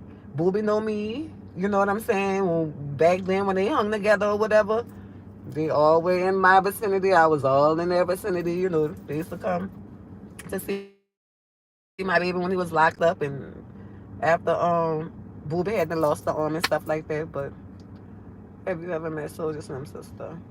No, not that I recollect. No. Mm-mm. I really didn't.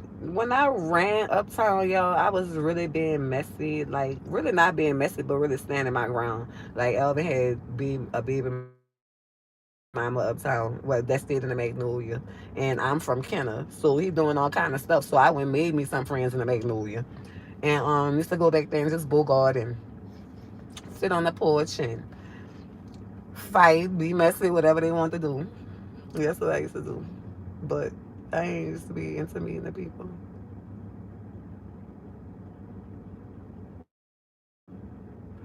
Yeah, Stone been dead since 2013. If you add it up, they kill you where when they sacrificing, it's gonna always add up to a 3 and a 6 because it's a 3-6 murder. And yep, we died on January. I believe it was the 29th um of 2013. So the 2013 already added the 6, and then you look at his birthday. I mean the day he died, and so on. He used to fight with the moves out the Magnolia. I used to fight with the hoes out the Magnolia. I only used to be fighting with his baby mama, Lisa, the old lady, the lady. She was way older than me. But what was so crazy is like he was messing with her. We was going with her. She stayed upstairs from his mama. And then I didn't really know the project like that. I used to come down there every time. That's why every time he used to bring me over, they used to be coming through the back from by Gangsta house, through the back door, whatever. But once I learned that she stayed upstairs and that she was pregnant, we really learned about everything when he was locked up. Once he got locked up or whatever, all the truth started coming out and so that's when the mess started. And one time me and her had a fight on Willow in front Gangsta house. As a matter of fact, I think it was at somebody DJ or something. And me and her fought, and I had on a nameplate. She called herself grabbing my nameplate and then trying to steal it or whatever the situation was. And I sent her ass to 6th district. She had to go to jail. I sent her to jail. He had to go get her, whatever. Oh, I used to be bad. Yep. And then when she used to be saying, "Oh, that ain't Stone, son. That ain't." Oh, that's the message. Just mess. Everybody knew he was. Everybody knew that Alvin messed with me, but except her. So then, he could never be for Alvin. Alvin looked damn good. When I came with the blood test and putting them on T-shirts and all kind of shit, being ignorant just like him, she went to jumping in his car, running red lights and shit. Like, girl, you didn't know what you was dealing with. Was one of the first street in the projects. Yep. Washington, when you come down Washington, the first street you could turn on, it was Willow to the right. And then Clara and all them streets was in the middle. And then go over to Magnolia. Yeah, most definitely was. Yes, y'all. So enough about all of that old shit. Because I tell you that old shit and led up to this new shit. And I tell you, we're telling God on Jesus.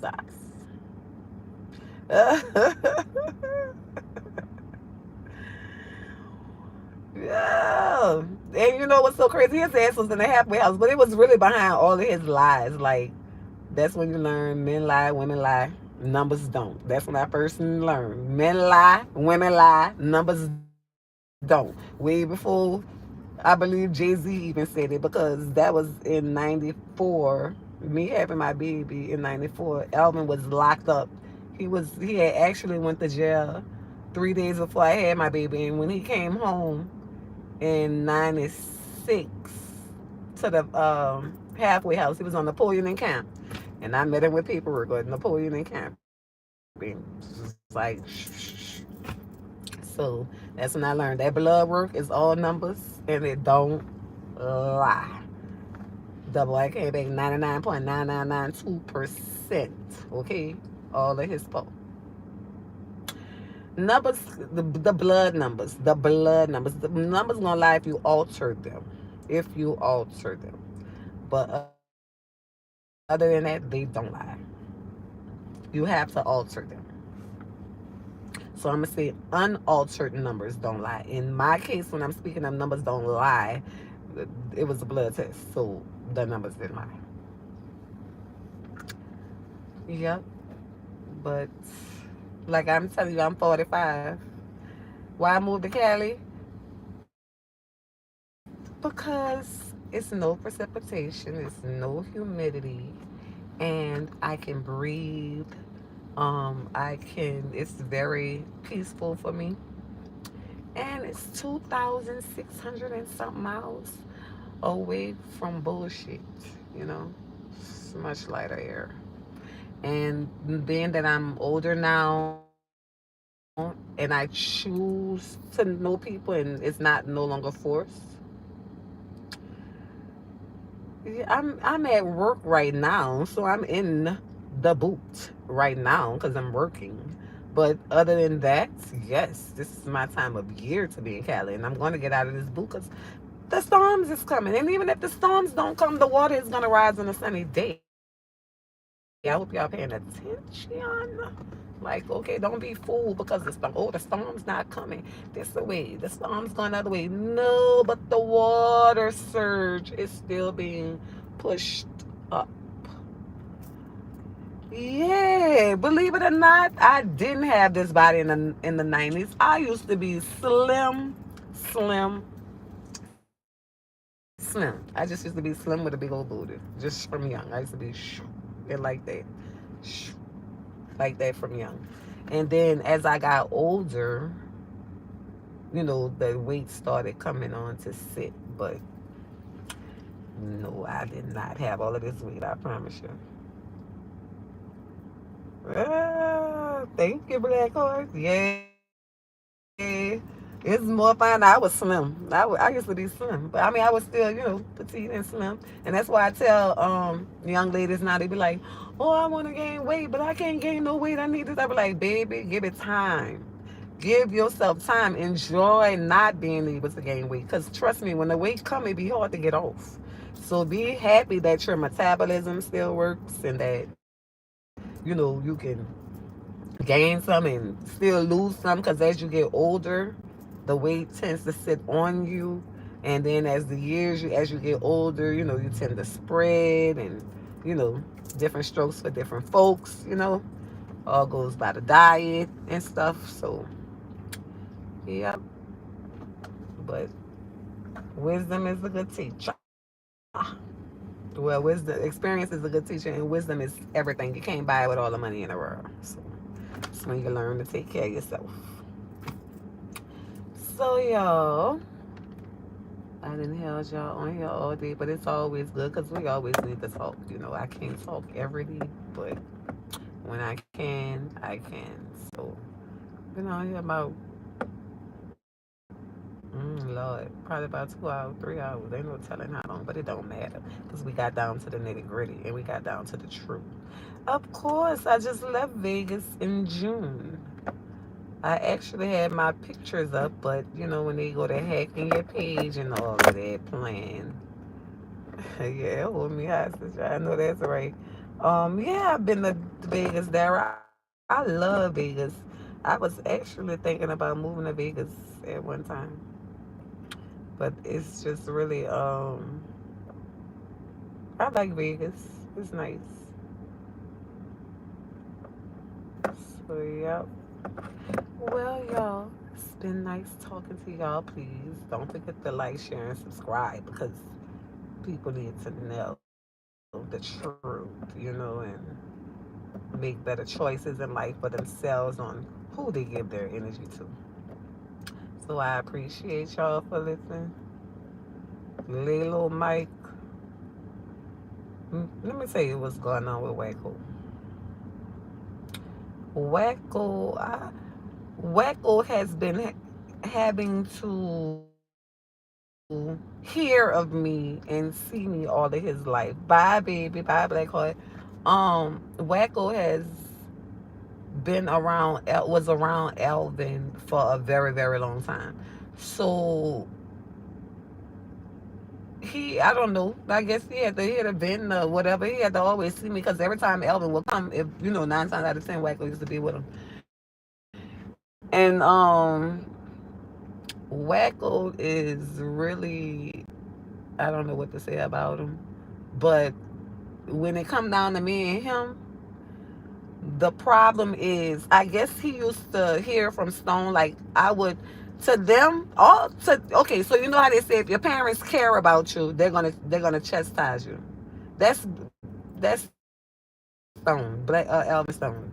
So let me say Killer Stone. So Killer Stone, he was around Killer Stone the whole lot. So anyway, if you people care about you, they're gonna tell you things. So being that Stone didn't know how to, no, we not cool. No, me and Wacko are far from cool. Um, and I'll tell you why.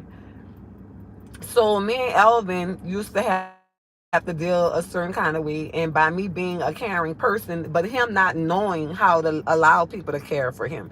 Mind you, we came from two totally different backgrounds. Okay, so my mom, I know that's right there. I will. So my mama was more. My mama raised me and chastised me and taught me and things like that, and I didn't have to be in the street.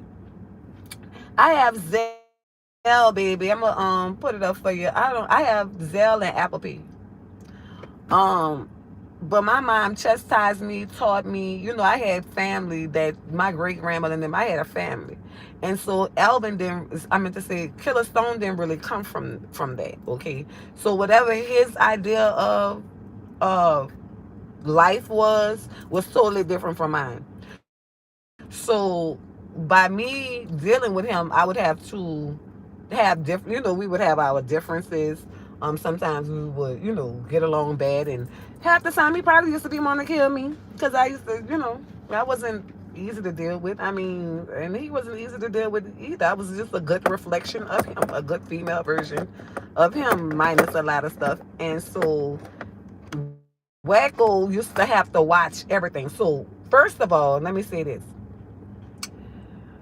Wacko used to be around everybody. So if Elvin, wherever Elvin lived, that's where Wacko lived sometimes. So Elvin would live with different women, not different women, but he lived with one woman, but he would deal with different women. So of course, this is him having to keep, Wacko got to keep all these faces, you know what I'm saying? He know her, he know her, he know her, he know me, you know what I'm saying? And then with me, I guess Elvin probably used to be complaining or talking to them or whatever, like, man, D, whatever, whatever, because I used to know how to just get to him sometimes. And so his partners on the other end mistook that for as if he didn't like me or whatever, whatever. No, it was that he loved me, but he could not control me. I stayed who I was supposed to be. I did not let him control me as they did, as the Wacko and all the rest of the little vices and followers did. He controlled them. He told them what to do, how to move, and if they needed to eat, he was the one feeding them. Everything that whatever, it was coming from him. So he was the shot caller. You understand what I'm saying? He was the boss. And so Wacko, just to me, the way that he be trying to act towards me, because we had another incident to whereas this is after Elvin died. um Wacko was living in Georgia with a female that I knew through another female, and he used to be beating this female. I mean, just handling her bad, and I don't know what he was going through. And like that's when I learned, like me and him had a conversation about some things that he went through, with the industry, and they had given him an Allegua head and told him, and when I say Allegua head, I'm talking about this Allegua head right here. He said they had given him an Allegua head, and that they told him to feed Allegua rats and give him cigars and liquor, and that's what they usually do in the music industry. And that is the nail where they usually prick their finger, for the blood, because Allegua is the crossroad warrior, and he's over your crossroads. So he told me that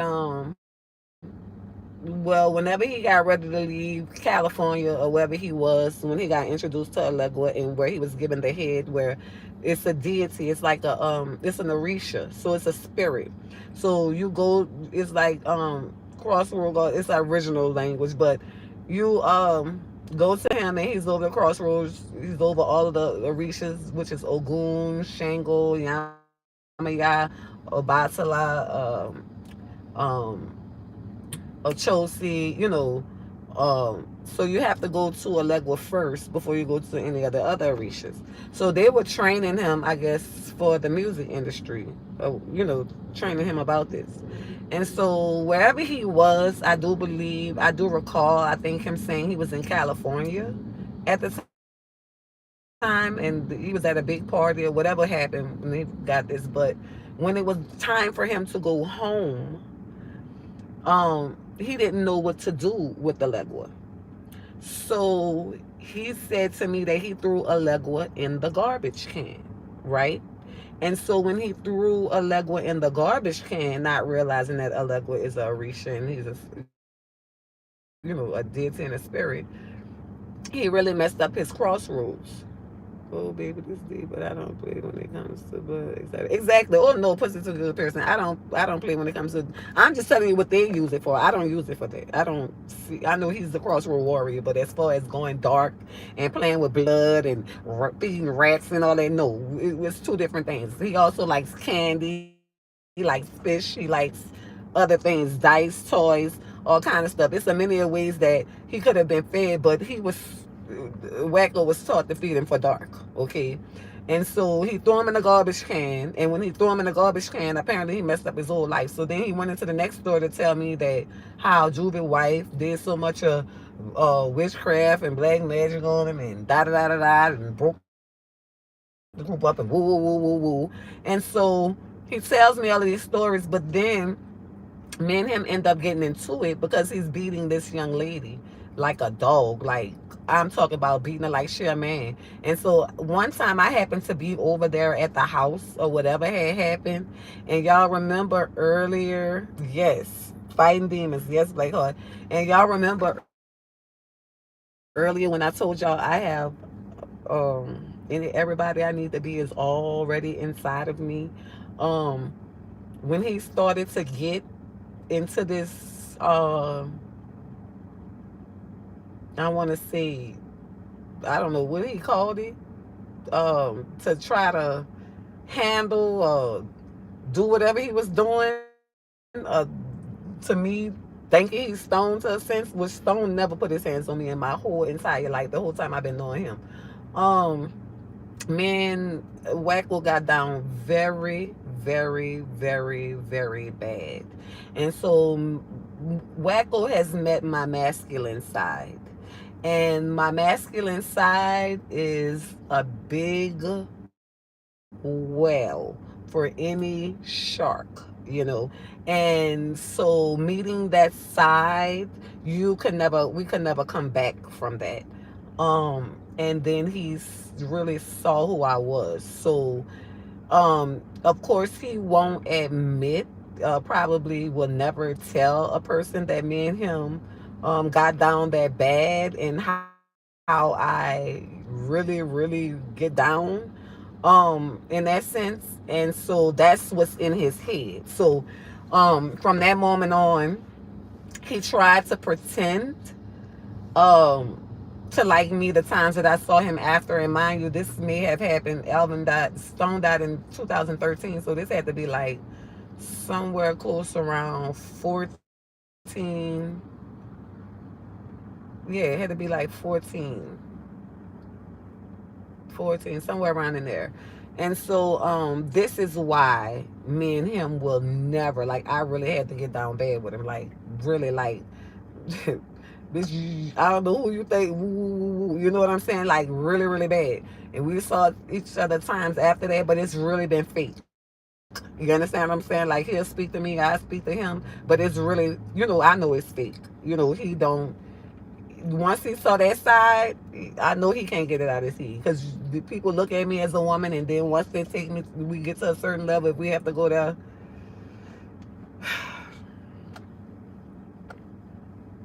unexplainable. I told you it's a whole nother different alien.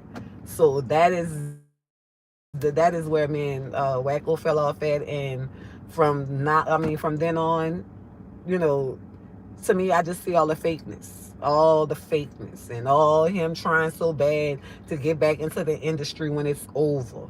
You understand what I'm saying? Like, whatever time you had, it's just over. Whatever the situation was, it's over. Whether you're not doing the music with them or however, whatever's going on, and then he just turned to be a follower. And then to say that he was with Stone for all of those years, then I just saw where he was an op too, um, and just another one of them playing him close. You know what I'm saying? He don't really do anything. Stone took care of him. You know what I'm saying?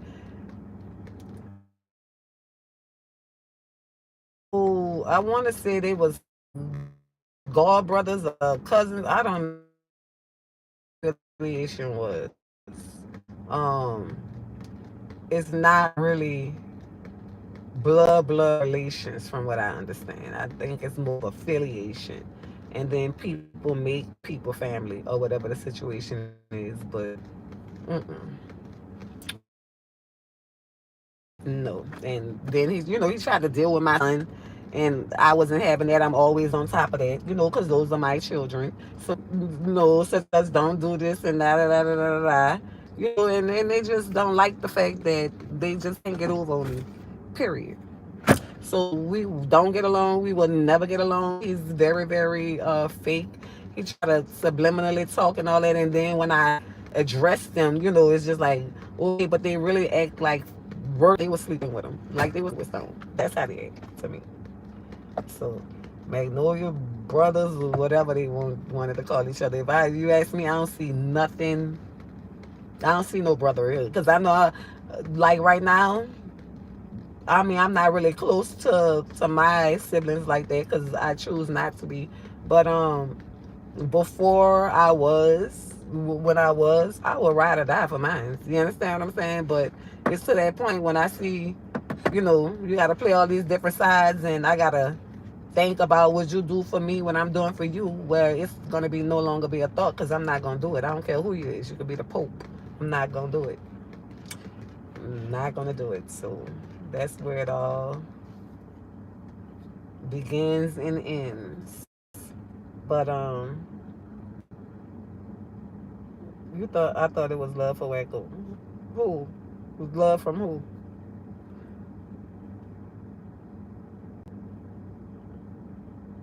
It's just some things you just can't come back from. Like I said, if I didn't know no better, I would think that he was Alvin woman or something. The way he be acting, like stay in your lane. All you gotta do is stay in your lane. Whatever he told you, or whatever he might have said, that was your homeboy. You need to keep it. You don't need to show me no face because I didn't deal with you. You know what I'm saying? So that went for all of them. But to me, Alvin told all of them that so they wouldn't be able to mess with me or talk to me or none of that. He didn't want them talking to me. Little did they know. He didn't want them talking to me. Because I used to tell him everything they all was doing anyway. So he knew if I got around them, I was going to tell him too. So he didn't want me talking to them. And I guess he didn't want them talking to me. So, but I can say everything that he told me, and it still ends up to be correct and lines up to be correct when they check all of it because he told it to me. Like, I wouldn't have known if he didn't tell me. And I never said anything to anybody else throughout the years. I wasn't like them, what they do. So now that it was time to come to the forefront because they want to come out and freely talk about it, like it's not my life included. You know what I'm saying? Like, no, we're not about to do this. And this man dead and gone. And when he was alive, none of y'all said nothing. None of them opened up their mouth about a thing, But now that he's gone, everybody got so much to say. So never ceases to amaze me. I just glad I know how to play my part. And they can never say it was the middle. That's what I don't play, the middle. So it's all good for me. So y'all, any other questions? We've been on here. The people want to look. They ain't gonna want to look, but they gonna listen because we talking about it. I appreciate you, made indeed. I do. Where do you get your turmeric face powder from. You know what, T Long? I buy turmeric really wherever I see it. I don't buy a certain one now. Sometimes if I'm in a store and they have organic turmeric, I'm gonna buy the organic one.